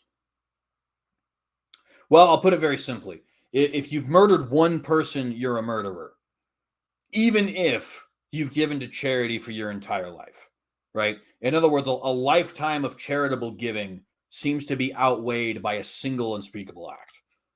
Right. And I think that's largely true. So, like, for example, we have guys like Harvey Weinstein, right? Great Sure. philanthropist. Nobody cares, rightfully so, because Yeah. of the things that he did to various different women throughout his career, right? Um, Right. Now, that, whether or not he could be rehabilitated or anything like that, that's obviously another question. But so we do tend to have this mentality that a small amount of bad outweighs a very large amount of good, right? So that's the first thing. The second thing is these breakdowns, to me, what they reveal is that when the illusion of structure disappears, the illusion of morality disappears with it. And now when I say illusion of morality, I'm not saying morality in and of itself is an illusion. I'm saying this idea that humans are generally moral creatures is an illusion. I think for the most Well, part, no, we're I, actually I quite agree with immoral that. creatures. I think that basically, no, I 100% agree with that, because I think that morality is a social construct. Well, and so for different reasons then, but we would agree on that, right? So we would agree on Right. that. I'm a moral anti-realist. I don't Right. think there is such a thing as a real morality. I think it is something that humans codify between ourselves in order to make a society. And once society does disappear, yeah, that's exactly what we should see if morals are a social construct. Um, the thing is that what I don't think disappears is empathy and reciprocity. I don't think those two things disappear. I think they're still there. See, and now this is where I get to then that the third point. And so I think both of us, if both of our ideas here are true, as far as yes, it's a social construct. So if the society breaks down, we would expect morality to break down. Makes sense. Also, if morality is a truly existent things, but humans are generally immoral, then we would also expect the same, right? So we're at the same place there, right? The other thing is the level of depravity that takes, like you brought up, it can be very natural. And sometimes that's very true. We even tend to have sympathy when that's the case. Like when Well, somebody steals because they're hold on. hungry, right? Hold on a second. If morality doesn't exist without human society, if you're saying, hey, it breaks down, well, I guess that's not what you're saying, because you're saying, hey, morality is still there, kind of thing. But without human society, people do what you consider objectively evil. The way I would frame it is, without society, things are just amoral, right? They're not immoral, they're not moral, because there is no morality without society to have morality. Then it's just amoral. Yeah, and that would be a major part of a disagreement with us, right? Where I would say Right. that these things are, and society breaks down is not to such an extent that it necessarily disappears, but nevertheless, point still taken. I would So definitely. I guess my question would be, if morals come from a god and not from society, and society breaks down, morals disappear, why do they disappear if they come from a god and are written on everybody's hearts?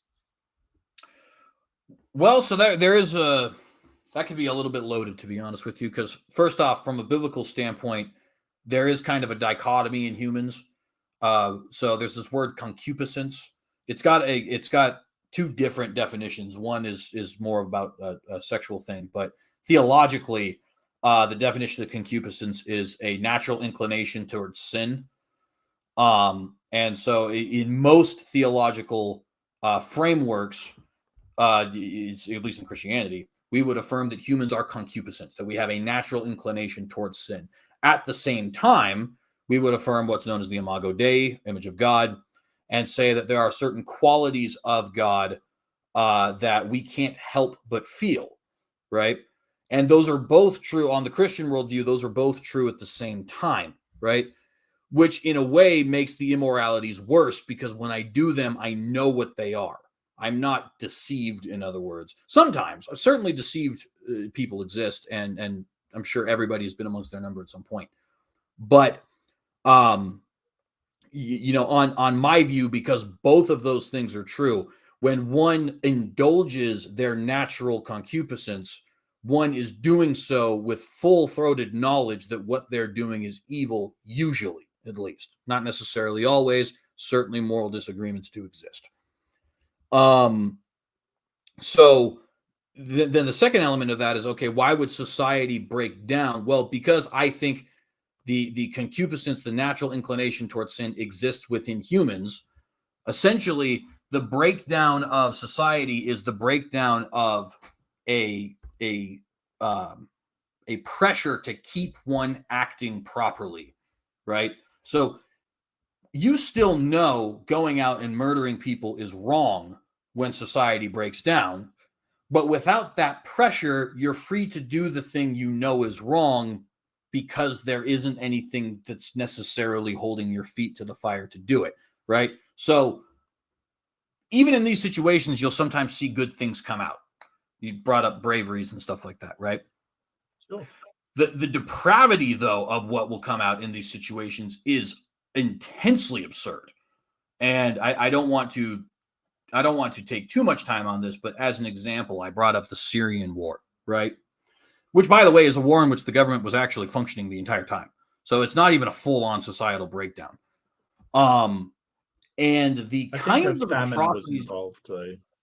Yeah, they were, and they themselves were doing very evil things, right? But the kinds of atrocities you see, because you brought up, okay, when somebody steals, right? And we can make sense of somebody stealing to feed themselves. We even tend to have sympathy for that. Not necessarily excusing it, but we tend to have sympathy for that.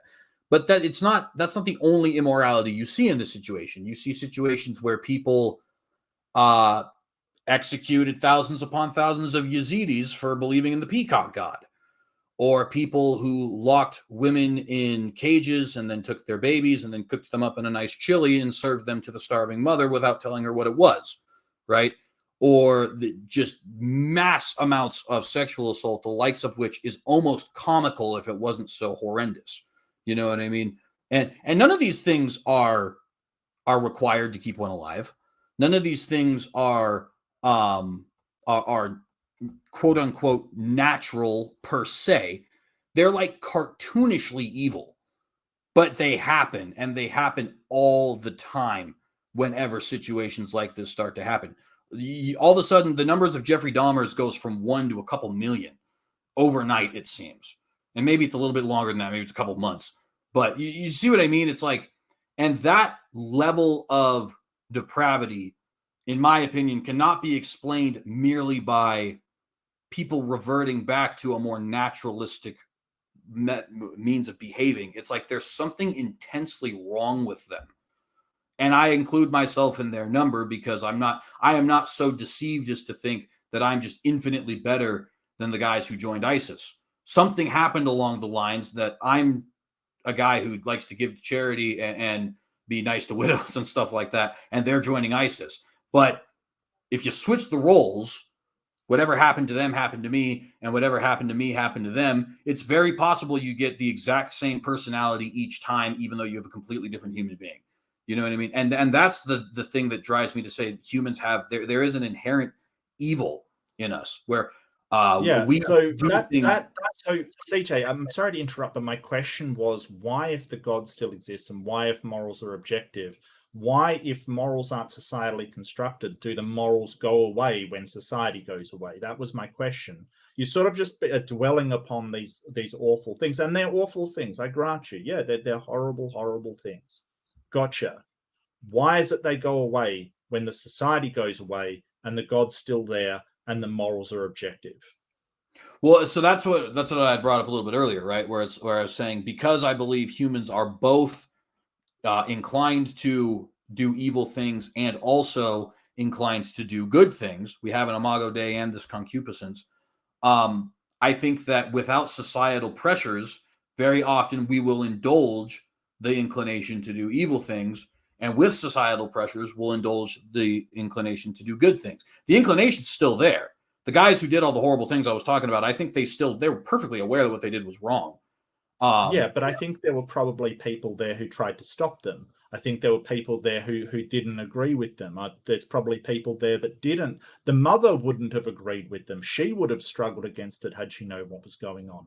The whole point is that you're sort of saying, hey, everybody was in on it. Everybody does this. Everybody, and you're ignoring all the places where people don't.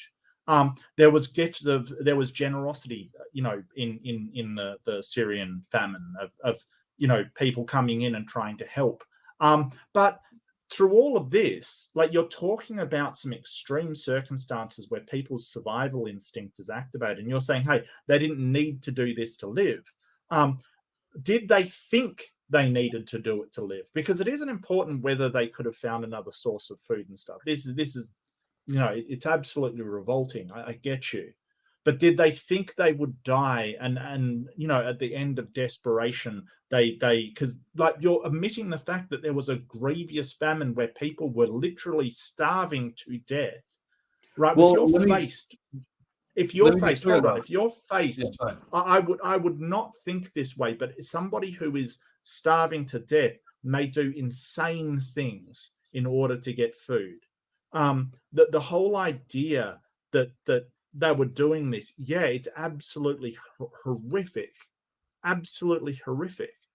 But you're talking about so what I'm saying is that you have society that gives us morals, and you're sort of appealing to societal pressures to enforce the objective morality that you say everybody knows, and that God enforces or in some way imparts on us. I don't understand. Like, why does somebody need moral pressures? And the whole idea that I'm saying is that, hey, if it is simply a societal construct, if morals are a societal construct, then exactly what we see should happen when society collapses. That people don't have the social construct of morality anymore, but you will still see empathy, reciprocity. So you will still see instances of people helping people, because that's empathy. You will also see instances of quid pro quo, people doing things for each other, because that's reciprocity. And that's exactly what we see in this circumstance. So there's two, I think, different points there. There's the one about why we need societal pressures, and then there's the other one about in my view, this is what you would expect, right? I would just say, in my view, this is also what I would expect, because I think that there is this sort of yin yang, if you will, of humankind. We are concupiscent. We have a natural inclination towards what we would, of course, call sin, but what you might say is immorality, or maybe even want to use more vague language than that. Things which we tend to view as immorality, right? But we also, at the same time, have the Imago Dei within us, which in the Christian view is to say that we have certain qualities of God that we can't help but feel, right? So if societal pressures were to break down, I would think that we would have a lot of people indulging that concupiscence because there's nothing to tell them not to. And it would still be true that we would see some who are trying to operate in a more moral way, because that Imago Dei is still there as well, right? So in that particular regard, I don't think it necessarily proves or disproves either of our view, because I think both of us would probably expect the same thing. To the first point, though, I want to be clear. The instance I'm talking about with the baby and the chili was ISIS soldiers, for whatever they're called, doing that to a Yazidi prisoner. So she didn't do it because she was starving. She just thought she was getting her daily rationed meal, right? They did it because they got some kind of a sick, pleasure from it. And those stories that's one particular story that I remember reading about from the Jerusalem Post.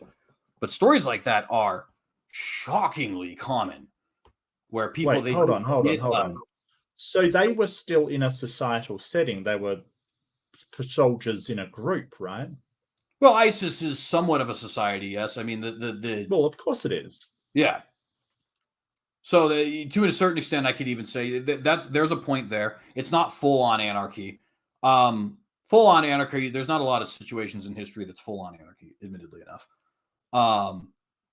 but the system that was set up that was keeping everybody at bay had dissolved at that point, such that guys like ISIS had risen and guys like the Free Syrian Army had risen and so on and so forth, right? But and like I said, these situations, like, they are shockingly common.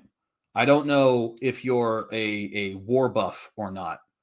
I am, and sometimes I wish I wasn't, because you find situations like this that it's like, I don't know, people have this weird thing that happens where all of a sudden it becomes like a game, like suffering is fun to them, you know? Yeah, well, I mean, I don't, you know, I get that under extreme circumstances, this kind of things happen. I get that. I don't particularly want to go into details and stuff because it isn't that nice what's happening. It's just, you know, when you're looking at moral systems, and let's use it descriptively, like the morals of ISIS are horrendous. You know, it's what they will do, and what they'll do, thinking, you know, they will blow you up, yelling Allah Akbar, God is great, and think they're doing you a favor by getting you into heaven, is absolutely atrocious and despicable by my moral standards. Sure, yeah, I got you, yes, but you're sort of saying once society breaks down, all of these things happen, but there were people trying to help each other there as well. So you can't just go, well, these people did despicable acts, and ignore all the people trying to help bring food or assist their neighbors, or try to help in these situations. I'm saying your view is to sort of see only the bad and ignore any good act that anybody does, and sort of attribute that to the image of God. I don't think that's the case. I think you would have to, you know, your sort of thing of you're indulging this evil sense. I think you would have to somehow demonstrate that. I mean, I could certainly demonstrate that the breakdown of any society, including, you know, chimpanzee for society, for instance, turns incredibly violent, insanely violent. Any animal, any organism I could point to becomes well, any social animal, I should say. You know, the ones that are individualistic are less prone to this kind of chaos.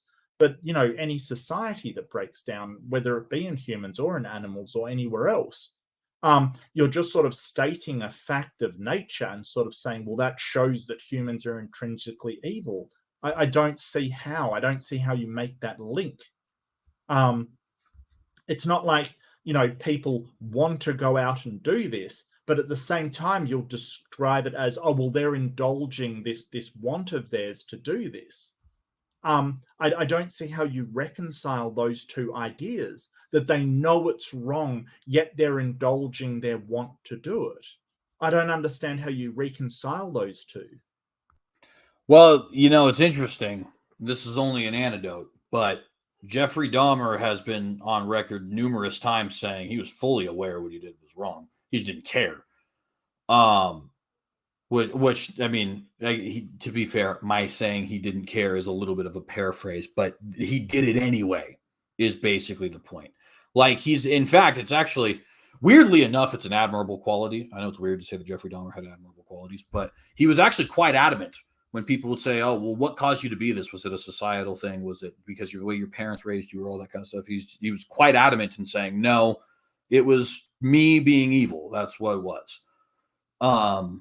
Which, why exactly that happened, I don't know. I don't know the psychology of that individual, but nevertheless, you get the point, right? It's like, so at least in that one antidote, and the Martinez serial killer said something very similar. Yeah, I mean, that anecdote, it's an anecdote. So Jeffrey Dahmer was, I mean, he was clinically insane. So when we're talking about morality and moral decisions, it's usually the code of conduct that applies to rational people, not irrational ones. Now, I think Dahmer did care. Dahmer's an interesting one because he's not actually a psychopath or a sociopath, and we'll get to them in a second because that's really important for what we're talking about. Jeffrey Dahmer, I think he was borderline personality disorder. Anyway, but he was clinically insane. Like, I don't know why you would. Well, he was declared. He was declared legally sane at court. That was I think he was sane enough to stand trial. I don't, I don't think. I think that he's not sociopathic or psychopathic. I'm not sure if he's I'd call him sane though. So I guess I would want to know what the definition, and it could be a legit definition. I'm just curious, what is the definition you're using for sane there? Because he was declared medically sane and therefore legally sane. Well, no, hang on. Okay, so Jeffrey Dahmer was diagnosed with borderline personality disorder, schizotypal personality disorder, and a psychotic disorder.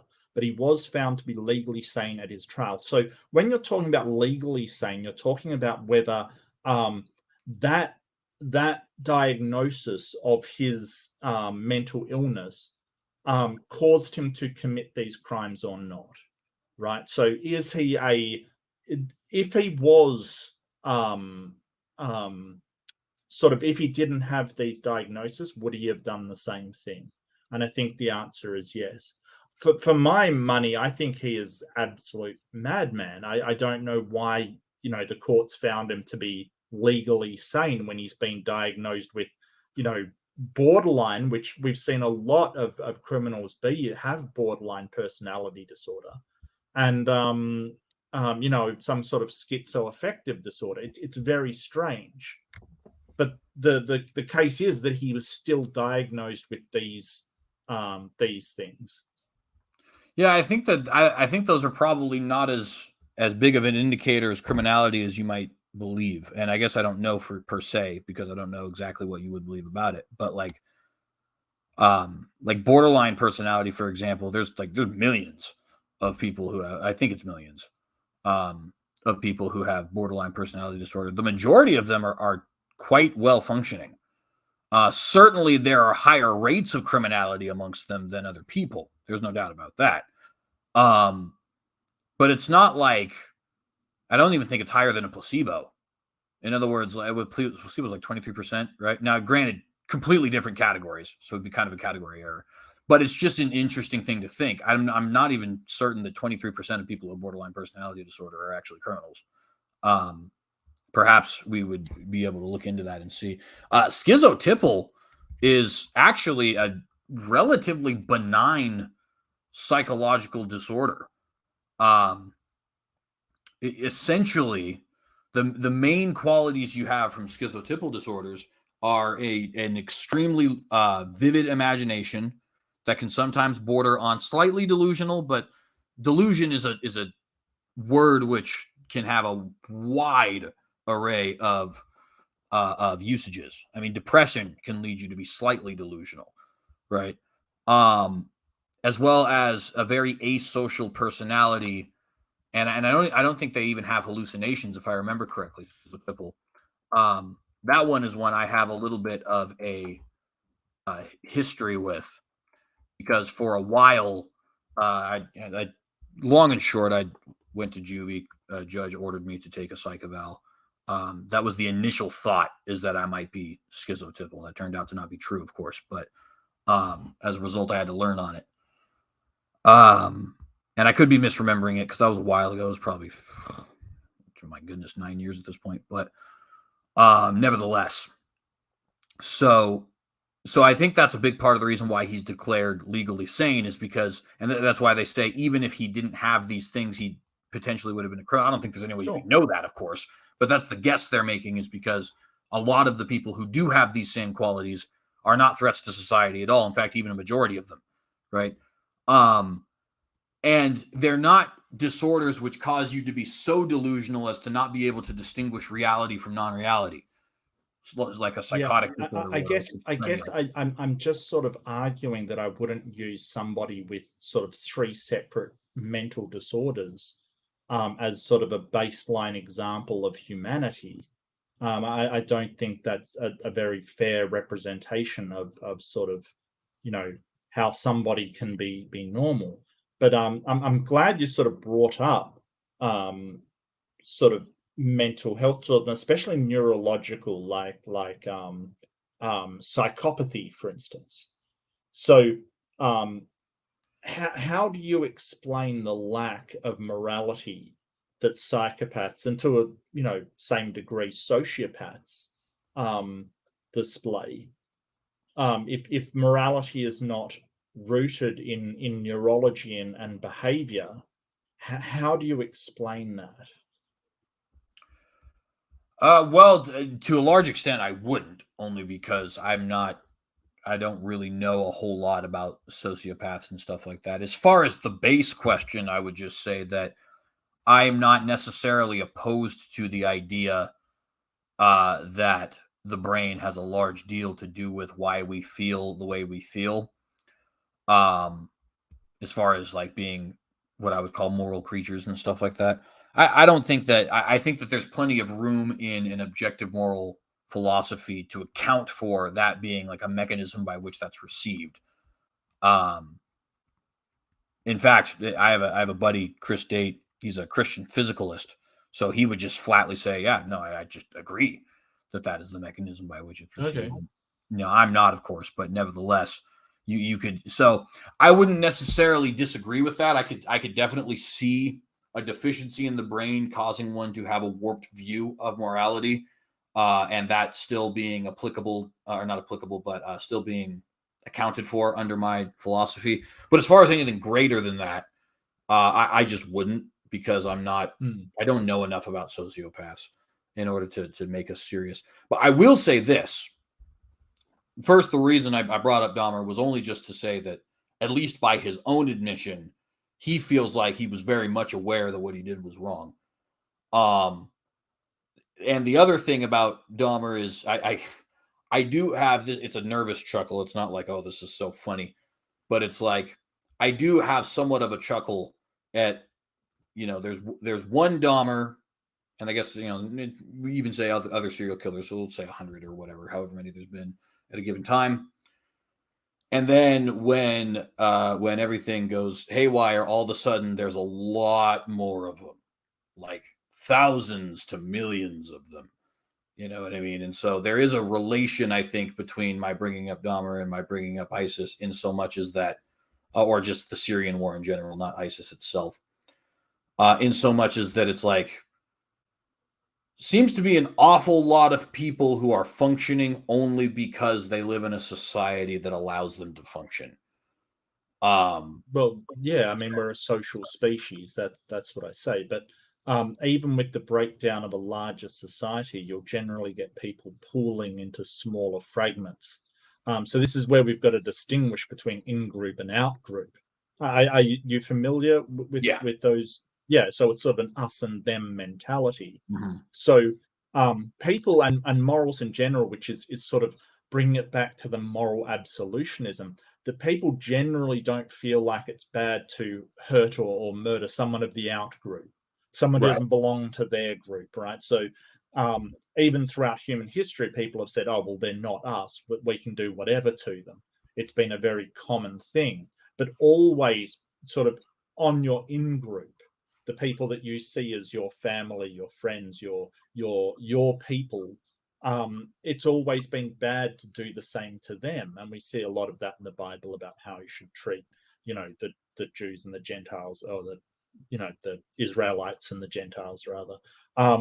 So what I don't get is the idea that there is this sort of universalism about morality, where it clearly hasn't been interpreted that way for a majority of people through a majority of time, if that's your out group, right? If that's some other group of people than yourselves. To me, that speaks more of a biological imperative, and the empathy being constrained to your in-group, rather than some sort of factual moral law, because it hasn't always applied. As the in-group expands to cover, America rather than a state, and the world rather than America, it seems like we're seeing a lot more of these sort of what we used to be universals to be actually universals?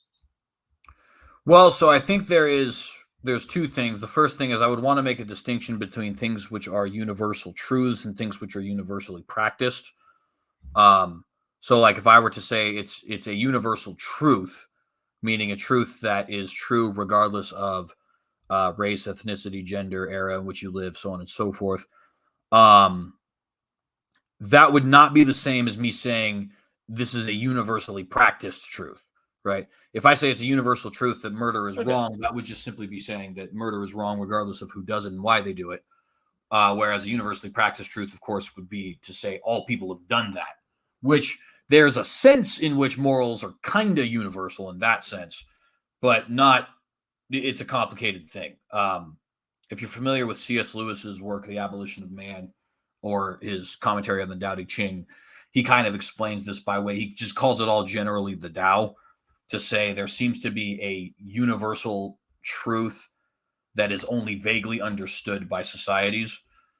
So like I've used this example with you before, right? Where it's like, it seems like everybody agrees that murder is wrong, and it doesn't seem like anybody agrees on what exactly murder is. Which is interesting because it's like there's a half universally accepted truth. The truth is, the universally accepted truth is the concept. Murder is wrong. But the details that make up the concept, we don't seem to have any agreement on. Like you said, there's a lot. Let's change that, because sorry, you're using a legal distinction, so that just means that unlawful killing. So I think killing is wrong would be the one that you're after. Well, yes, but let's make it a little bit stricter than that. I'll agree with you that the legal definition is too strict, but let's say unprovoked killing of a human being. We'll put it that way. It tends to be agreed upon by societies that unprovoked killing of a human being is wrong. I don't think that's true. I don't think that's true. I mean, the fact that ISIS is out there, the fact that people do preemptive attacks, I think that is, I mean, the fact that America invaded Iraq shows that is not true. Well, that's kind of the point of where I say like the concept versus the details, right? Because each one of those respective groups, ISIS, America, any preemptive striking group, they agree that concept is true, and there's all these details that they don't necessarily agree on. Like in the case of ISIS, that applies to us, which doesn't necessarily, it's that in-group out-group distinction you're talking about, right? But yours was the statement that unprovoked killing of a human being is wrong, and what I'm saying is that there's all these societies that would not affirm that to be the case. They would affirm that to be not the case. Yes, yeah, I would disagree with that claim. I think they would affirm that to be the case, and then they would have all these elaborate ways to get around it. Like, for example, with ISIS, they would say that the fact that you're an infidel is a provocation, or a preemptive strike would typically say that that's that is a form of a provocation. Some people go about it by trying to dehumanize the other side. They make them less human. It's less wrong to kill them, right? So that's why I say it's like the concepts itself. It seems like everybody has this concept that, at least in some instances, an unprovoked murder is wrong. Typically, it's an in-group thing, as you said earlier, right? Killing us is wrong. Yes. But that doesn't necessarily apply to everybody, because we have all of our elaborate ways of getting around that, right? So they don't agree on the and out groups, and absolutely, yeah. And a lot of times that tends to be most, I think, of our core moral truths have a very similar thing going on there. Like most societies, for example, would affirm that you have to honor your elders in some sense. Some societies have a vastly different understanding of what that means. Like, for example, there's societies where, like old Scandinavian societies, being a graybeard would be kind of shameful in some areas, not all of them. There's obviously the Scandinavians were made up of a whole bunch of little tribes, right? But at least some of them. You see this reflected actually in the story on which Hamlet is based. So the way to honor them would be to find a way to let them die gloriously in battle, right? Sure. So I'm just wondering how sort of the idea that unprovoked killing of people is wrong when applied to something like the Vikings. Because they would still affirm that that's wrong in their in-group. They find ways of getting around that being wrong outside of their in-group, right? Right. So that's exactly what I'm saying. The concept is there, the details are not. But now you're going to, like, you started off with murder, I get that. Then we went to the unprovoked killing of humans is wrong, right? That's what the original thing was. That's what the core of it was. And then as I point out these societies that don't adhere to that, you're then refining it and refining it. Now it's unprovoked killing of humans within your in-group is wrong. So you're refining it down and down and down and down and down. Right? Well, no. So I think there's a little bit of a misunderstanding here, because what I'm saying is that I think that that people universally have agreed that concept, if you just told them the concept, they would probably say yes. And then when you look at the way that it's actually practiced, the details don't always add up. Nobody agrees on what a provocation is. People don't agree on what a human being is numerous times. There's this dehumanizing of the out-group, which therefore makes it easier for them to kill, or that simply not having the same religion as you can be considered a quote provocation, right? So the concept reigns, but the details and how it's put into practice, that is not universal, and it never has been, right? Yeah, but if you're saying sort of the killing of unprovoked of humans is wrong, and you put that to a Viking, he would say no. Raiding is their culture, their life, their style. That's what they do. They go out and kill humans in order to do it. That's what they did. In fact, sort of the way that their culture revolves around it, part of it was seen as sort of a act of honoring the gods kind of thing in this sort of Germanic sort of culture that they had. But that aside, you're sort of saying, like, if you get a society where the unprovoked killing of other humans is acceptable, like, let's not even say, sort of good, it's just acceptable, that culture will not survive. It will fragment, it will break apart, it will be destroyed, because just any culture where those people go around killing themselves. But that wasn't the original thing. You said to agree to the unprovoked killing of humans in general is bad. And I'm not sure a warlike culture would agree to that. Yeah, and I guess to an extent, there's a certain way, or there's a certain, like, I don't know how we'd, I guess, prove this particular point definitively on the Mayans, but I would just disagree with that. I think they would come up with ways of justifying what they did do, while also trying to maintain the concept as true, which is why they have murder laws in their own society. But you're not giving them modifiers to your question. You're just saying, is the killing of like, look at the Mayan society what was it? The Incan society that killed tons of people as sacrifices. I don't think they would agree to that. They wouldn't say, hey, no, sometimes it's an honorable, wonderful thing because of their religion or because of the sacrifice brings the blessings of the gods kind of thing. I don't think they'd agree. I don't think that's a constant. I think you're looking at it through a very, very sort of Western modernistic view. Whereas if that question could be posed to somebody in a very warlike culture, they wouldn't see a problem with killing humans. And then when you say, hey, you mean your own humans? No, not their own humans, but other ones are fine. I don't think you're sort of, if you're going to put that question to somebody and then sort of say, oh, but they'd immediately assume we're talking about their own family and their own people. I think that if you sort of put it to them as, is unprovoked killing of your people fine, they would say, no, that's not fine. I get that. Like, I get that. But then you're talking about a culture that would somehow survive with people, members of that culture, killing each other completely unprovoked. And I don't think that would even survive, much less, be around to be able to ask questions of. Yeah, so I think that there seems to be, I guess, a little bit of a disconnect where, Excuse to me. me, the qualifiers. What you're saying, you're not giving them any qualifiers, and what I'm saying is, no, the qualifiers are things that they add themselves. In other words, this is why I'm trying to distinguish between these details and concepts, right?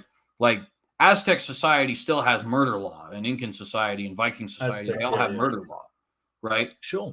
But they have these elaborate ways of trying to get around what they themselves already accept, which is that these things are evil. And so all these, and it varies from society to society, but they have all these different ways in which they interpret what seems to be a universal truth, right? And something that they even accept as a universal truth. It's kind of like, it's almost like, if it's a universal truth and God has written it on their hearts, then why is it so diverse over all of these cultures? Well, I think it goes back to that idea of the dichotomy that I think Christianity presents with humans. We are both equally concupiscent and equally creatures made in the image of God.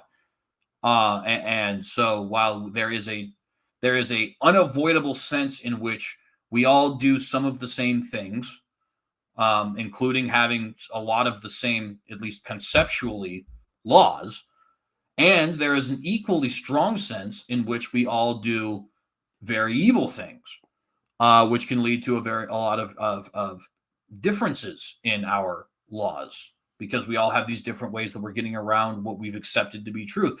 You could almost use the example of food, right? Obviously, all societies eat food as a universal truth, but a Jew doesn't consider pork to be food. An American doesn't consider dog to be food.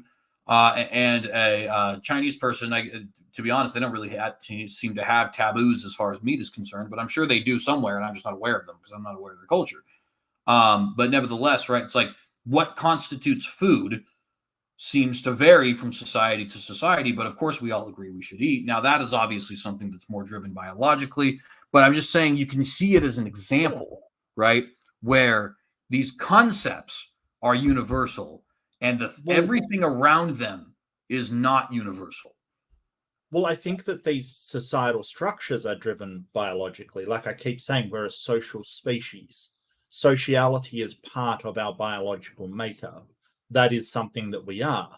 But I'm just having a hard time sort of believing you. You're sort of saying, hey, there's this sort of spiritual thing that's driving us towards what you're calling evil, as opposed to the image of God spiritual thing that's driving us towards good. Or at least that's what I'm getting from what you're saying. But you're sort of describing a situation in which people have societal structures. Those societal structures have vastly different ideas of what's right or what's wrong within the confines of this sort of overarching thing. Now, you're saying there's something objective behind there. It makes a lot more sense to me that it is just societally constructed. As you change the society, the expectations of that society changes. That makes a lot more sense to me than you have somehow this spiritual objective thing behind it that's pushing you in two different directions. And so societies have reacted in different ways. And I mean, I don't even know where you begin with that. Why one society like the Aztecs are killing people for the worship of their gods, to another society which thinks that killing, maybe the Jain, for instance, the Jain over in India, who believe that they won't even kill an ant, kind of thing. They think that's bad for their karma. So you have this massive disparity between that, and somehow it's sort of this push and pull from exactly the same objective moral standard, exactly presumably the same thing written on these people's heart, because I wouldn't imagine that a God would write different things on different people's hearts. But you have a complete black and white, from one side being able to, sacrifice people by the hundreds of thousands and presumably even millions to, I don't think they've got an upper limit on the amount the Aztecs sacrificed. And on the other side, you've got not even killing an ant. It just seems like this idea of objective morality, it doesn't explain why that disparity exists at all. It just sort of tries to accommodate for it. So I can't really, take into consideration these claims when it is way better explained by societal constructs and the simple way that society, that social animals work, rather than, some kind of overarching morality that just exists, but we can't seem to find it. Well, I mean, I guess I don't know. I guess I don't know where a lot of the rub is coming from what I'm getting at, right? Because it seems to me like if the biblical claim is true, which is that we are both inherently sinful and inherently good creatures, we should see that push and pull in reality. Now, that seeing that push and pull doesn't mean for sure that the Bible is true, but if the Bible is true, we should see that, right? So there should be some sense in which all mankind has God's law written on their heart, and that appears to be the case. Conceptually, human beings consistently have a lot of the same mores or laws, right? Except for And yet sociopaths and psychopaths. Right. But, we could say, we can say, taking into account the fact that some people have a physical deficiency, this tends to be universally true of societies. Why? Because it is. There's no society that has murder. Yeah, right? But if God's writing morals in everybody's heart, then so what you're sort of saying, this moral intuition, right, is sort of what you're talking about, this intuitive, this is wrong when you think about it. So what did a psychopath do to God to stop them from feeling empathy towards others and therefore not know basically that these things are wrong? Because they can't even imagine what somebody else feels or thinks. They have no concept of it. They will just say, hey, I don't care what they think, because they have no sense of empathy. So what did they do to God to get skipped over in the line of this written on their heart? Well, I think that would be kind of the wrong question to an extent. I don't necessarily know what the right question would be per se. Maybe the question would be, why would such a thing exist? But like I don't think it's obviously normative for people to have two legs, but sometimes people are born without it. I don't think that they did something to God per se that causes them to have this deficiency. Well, hold on. Doesn't the Bible say that everybody? I mean, the Bible doesn't say everybody will be born with two legs, right? It just says everybody will have this written on their heart, correct? Well, it doesn't say it explicitly, but it does say that the way it words it is the Gentiles is what they're talking about when they do that which is right under the law, reveal the law of God written in their own hearts. It's in Romans chapter 2, I believe. Might be 3. Romans 2. Yeah. The full-throated sense that you're talking about as far as each individual and with relative clarity, the Bible says that only happens to a person who is a regenerate believer, right? So that would be a result of being saved at that point. And even then, I think that there's still, you still have to take into account the dichotomy in human will. Actually, obviously, you wouldn't get anything theological from it because you're not religious. But if you're ever just interested in some reading, I would suggest going through the book of Romans, even if it's just for fun. Which, not to say there's anything wrong with that. I've certainly read a couple of religious texts that were not Christian just for fun. But I think you'd be interested to find, because Paul deals precisely with what we're talking about right now, as far as the dichotomy between. Let's see what it says. For it is not those who have the law of righteous God's sight, but it is those who obey the law who will be declared righteous. Indeed, when Gentiles who do not have the law do by nature things required by the law, for they are law for they are a law for themselves, even though they do not have the law. They show that the requirements of the law are written on their hearts, their consciences also bearing witness, and their thoughts sometimes accusing them, and at other times even defending them. So it's basically saying they know what they're doing is wrong and have conscience about it. And psychopaths literally don't. Psychopaths, they have so little of a conscience, they can full lie detect tests because they don't think anything's wrong. Like they literally think that it's fine. Yeah, and without getting into the psychology element of it, just because I'm not qualified to do so, I would see that similarly to the way I see somebody who's born without a leg. In that, we obviously have to, in any view, we have to account for the possibility of physical deficiency. And so therefore it's perfectly possible that somebody, because of some physical deficiency, namely a mental deficiency in the mind, or in the brain, I guess, because I would make a mind-brain distinction, they may not have the same result that a otherwise normal functioning human would. Why? Which I guess that would just be the best that I could say about that, right? Like I don't suspect that because there is a creator God that would mean these kinds of deficiencies cannot exist, unless that he specifically said that they couldn't. Like if the Bible were to say that, hey, these are things that are not going to happen, and then they did, that would be one thing. But it doesn't seem to be claiming that no such mental deficiency would exist. And beyond that, I just really can't comment too much because I don't know enough about sociopathy and psychopathy. I do know that there are people out there like Dr. David Wood, for example, of Acts 17 Apologetics, who, despite being sociopaths or psychopaths, one of the two. Sociopath David Woods. Yeah. Yeah, a sociopath. Yeah. So a bit different.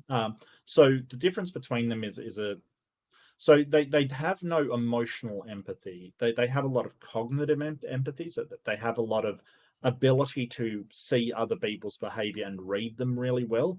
Nothing registers emotionally. So they cannot understand how you feel, right? They can understand what you're doing, your actions, and what you're trying to do. They cannot connect with how you feel. So for instance, I might get hurt, right? And you would understand how I feel, right? You would go, hey, you get hurt, it's really painful, that sucks, right? That's what happens because I've felt that. A psychopath would literally say, I don't understand what your problem is, right? I don't, like, your emotional state does not resonate with them in any way, shape, or form. Sociopaths, they're not born, it's not a neurological thing like psychopaths. It's behavioral. They learn this over time. So usually experiencing some sort of trauma or some kind of being in some kind of very, very severe psychological state can cause a disconnect from your emotional empathy. So they're not the same, but they're very, very similar. But one is learnt and one is actually neurological. The reason I went to psychopaths is because they're from birth, psychopaths, because it's neurological, it's their brain structure.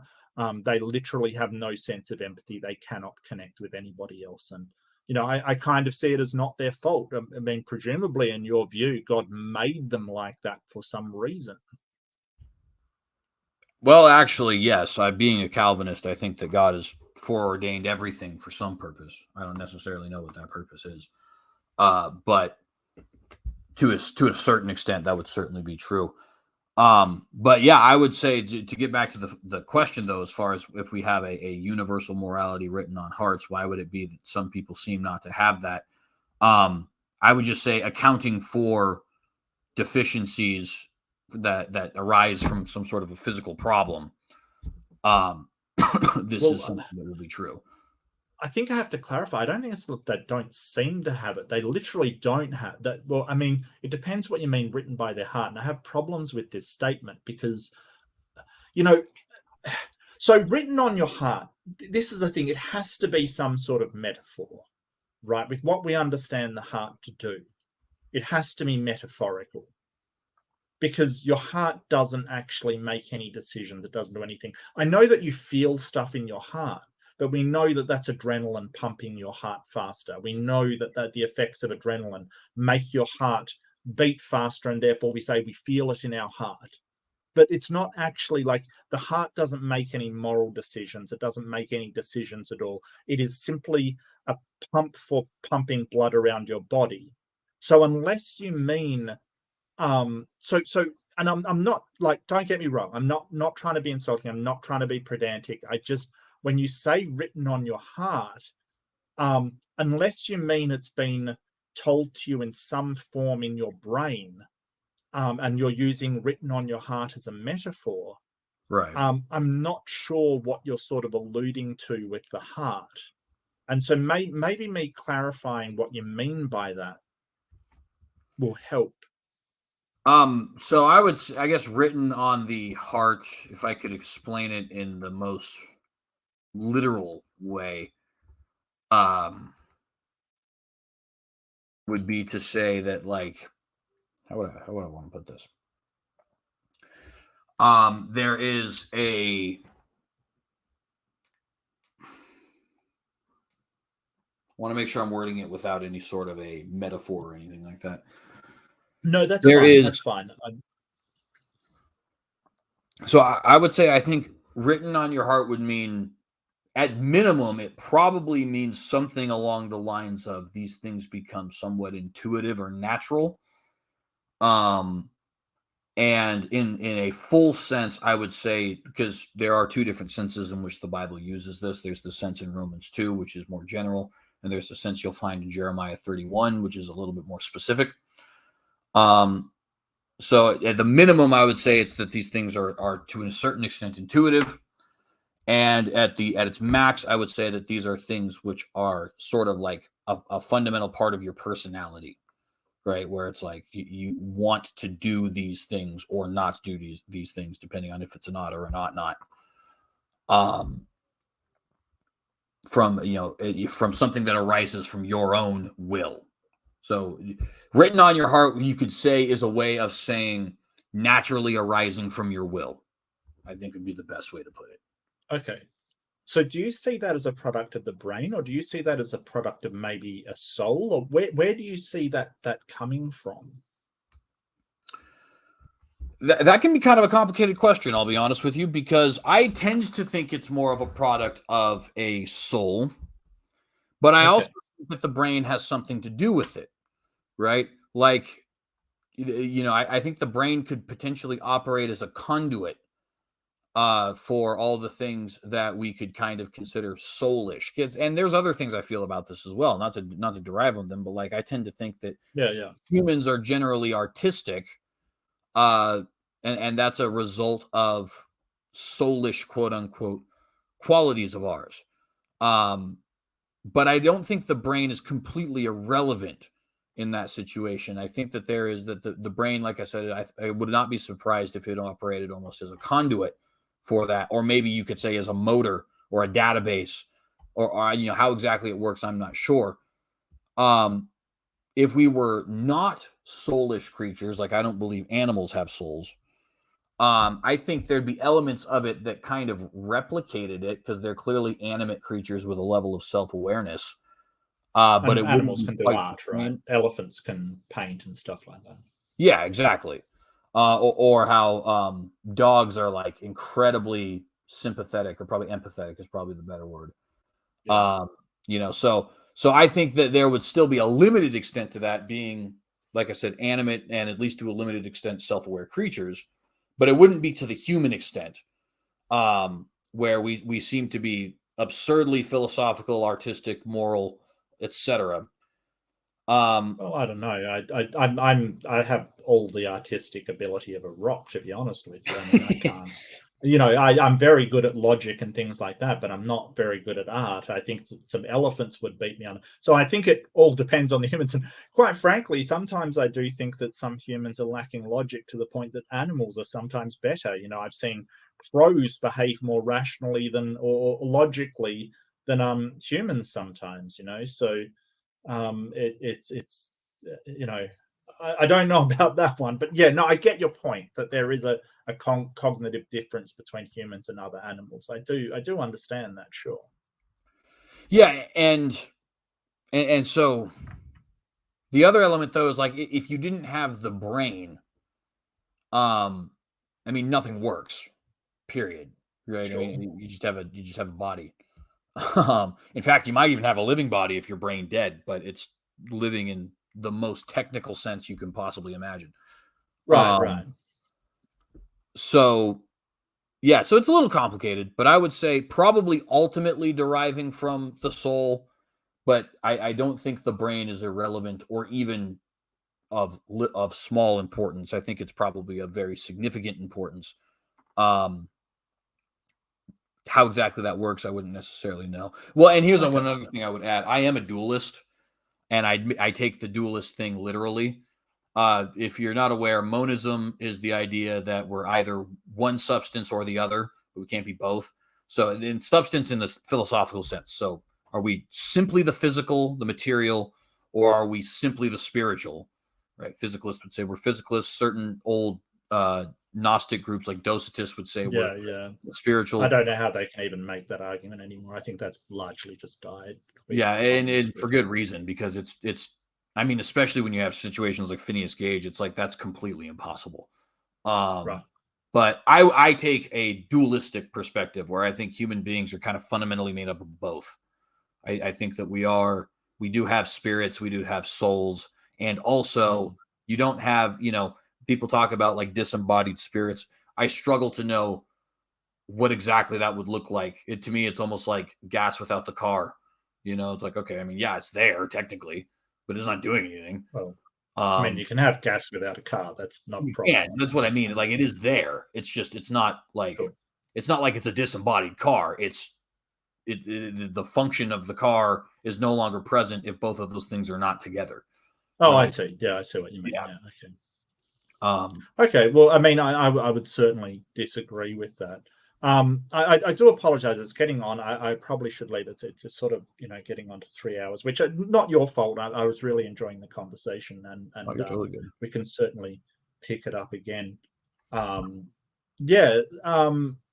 I was actually meaning to ask because, and this is largely my fault, I think, but I don't think we actually got to the actual topic.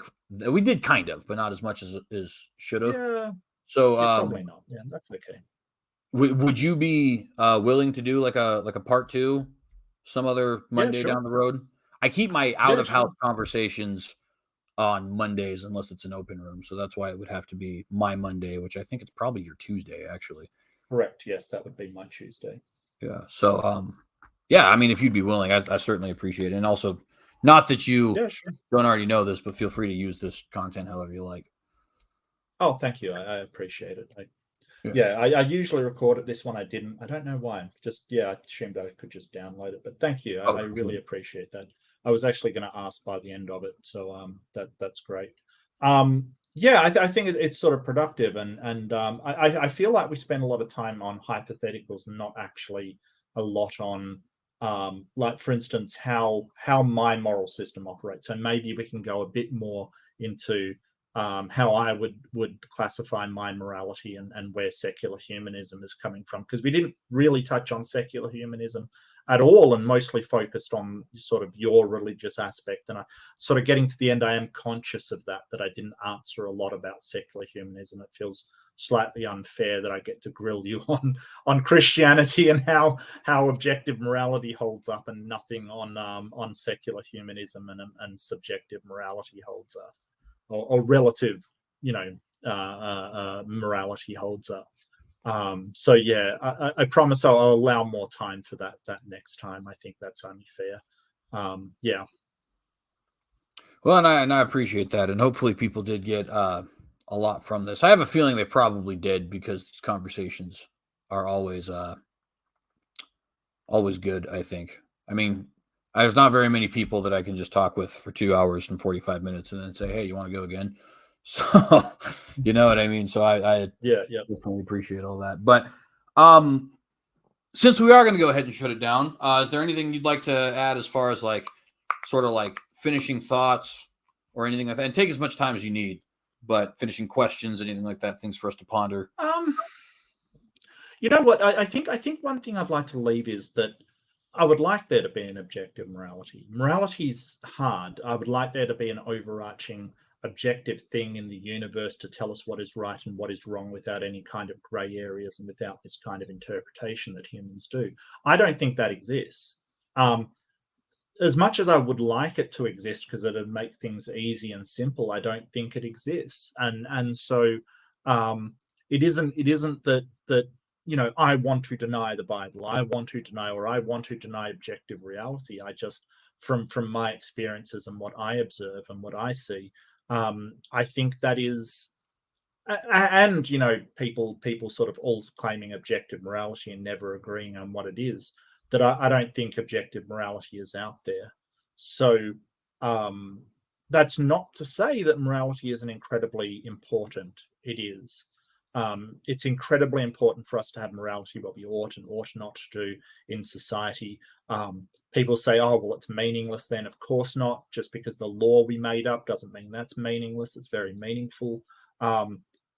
It's very important. But I think that even though there is no objective morality, it's incredibly important that we sort of figure out what we owe to each other, to quote a very famous book, I forget the author, on sort of social contract and how we treat each other in societies. But I want to thank CJ Cox having me on. Fantastic talk. Really enjoyed it. Thank you all so much for listening. I hope to see you again, CJ. It was really fun. Yeah, absolutely. And I appreciate you being here as well. And I'll just kind of end with saying I think that a lot of those criticisms I think I would probably hold to. I tend to think that a morality that is not objective is very superficial. I think it doesn't necessarily not exist, but it is no different, I think, from a legal system at strongest and an opinion at weakest. And we'll hopefully have a lot more opportunity to discuss that in the future. But with that, I'll just say, shalom to you guys. Thank you very much for being here. If you like this video, please remember to like and share and subscribe if you have not done so. Hit the bell to get notified every time that we go live, and be on the lookout for more conversations like this, because I'm going to try and have more and more guests on, as well as doing podcasts where we go in depth to discuss a certain topic, and maybe have some notes with me too, because I don't really like it when my thoughts are all jumbled. But anyways, appreciate you guys. If the Lord wills and tarries, we'll be seeing you here soon. Oh, one last thing. Frost, if you're still here, thanks for the super chat, buddy. I very much appreciate it. Anyways, shalom, guys. We're out.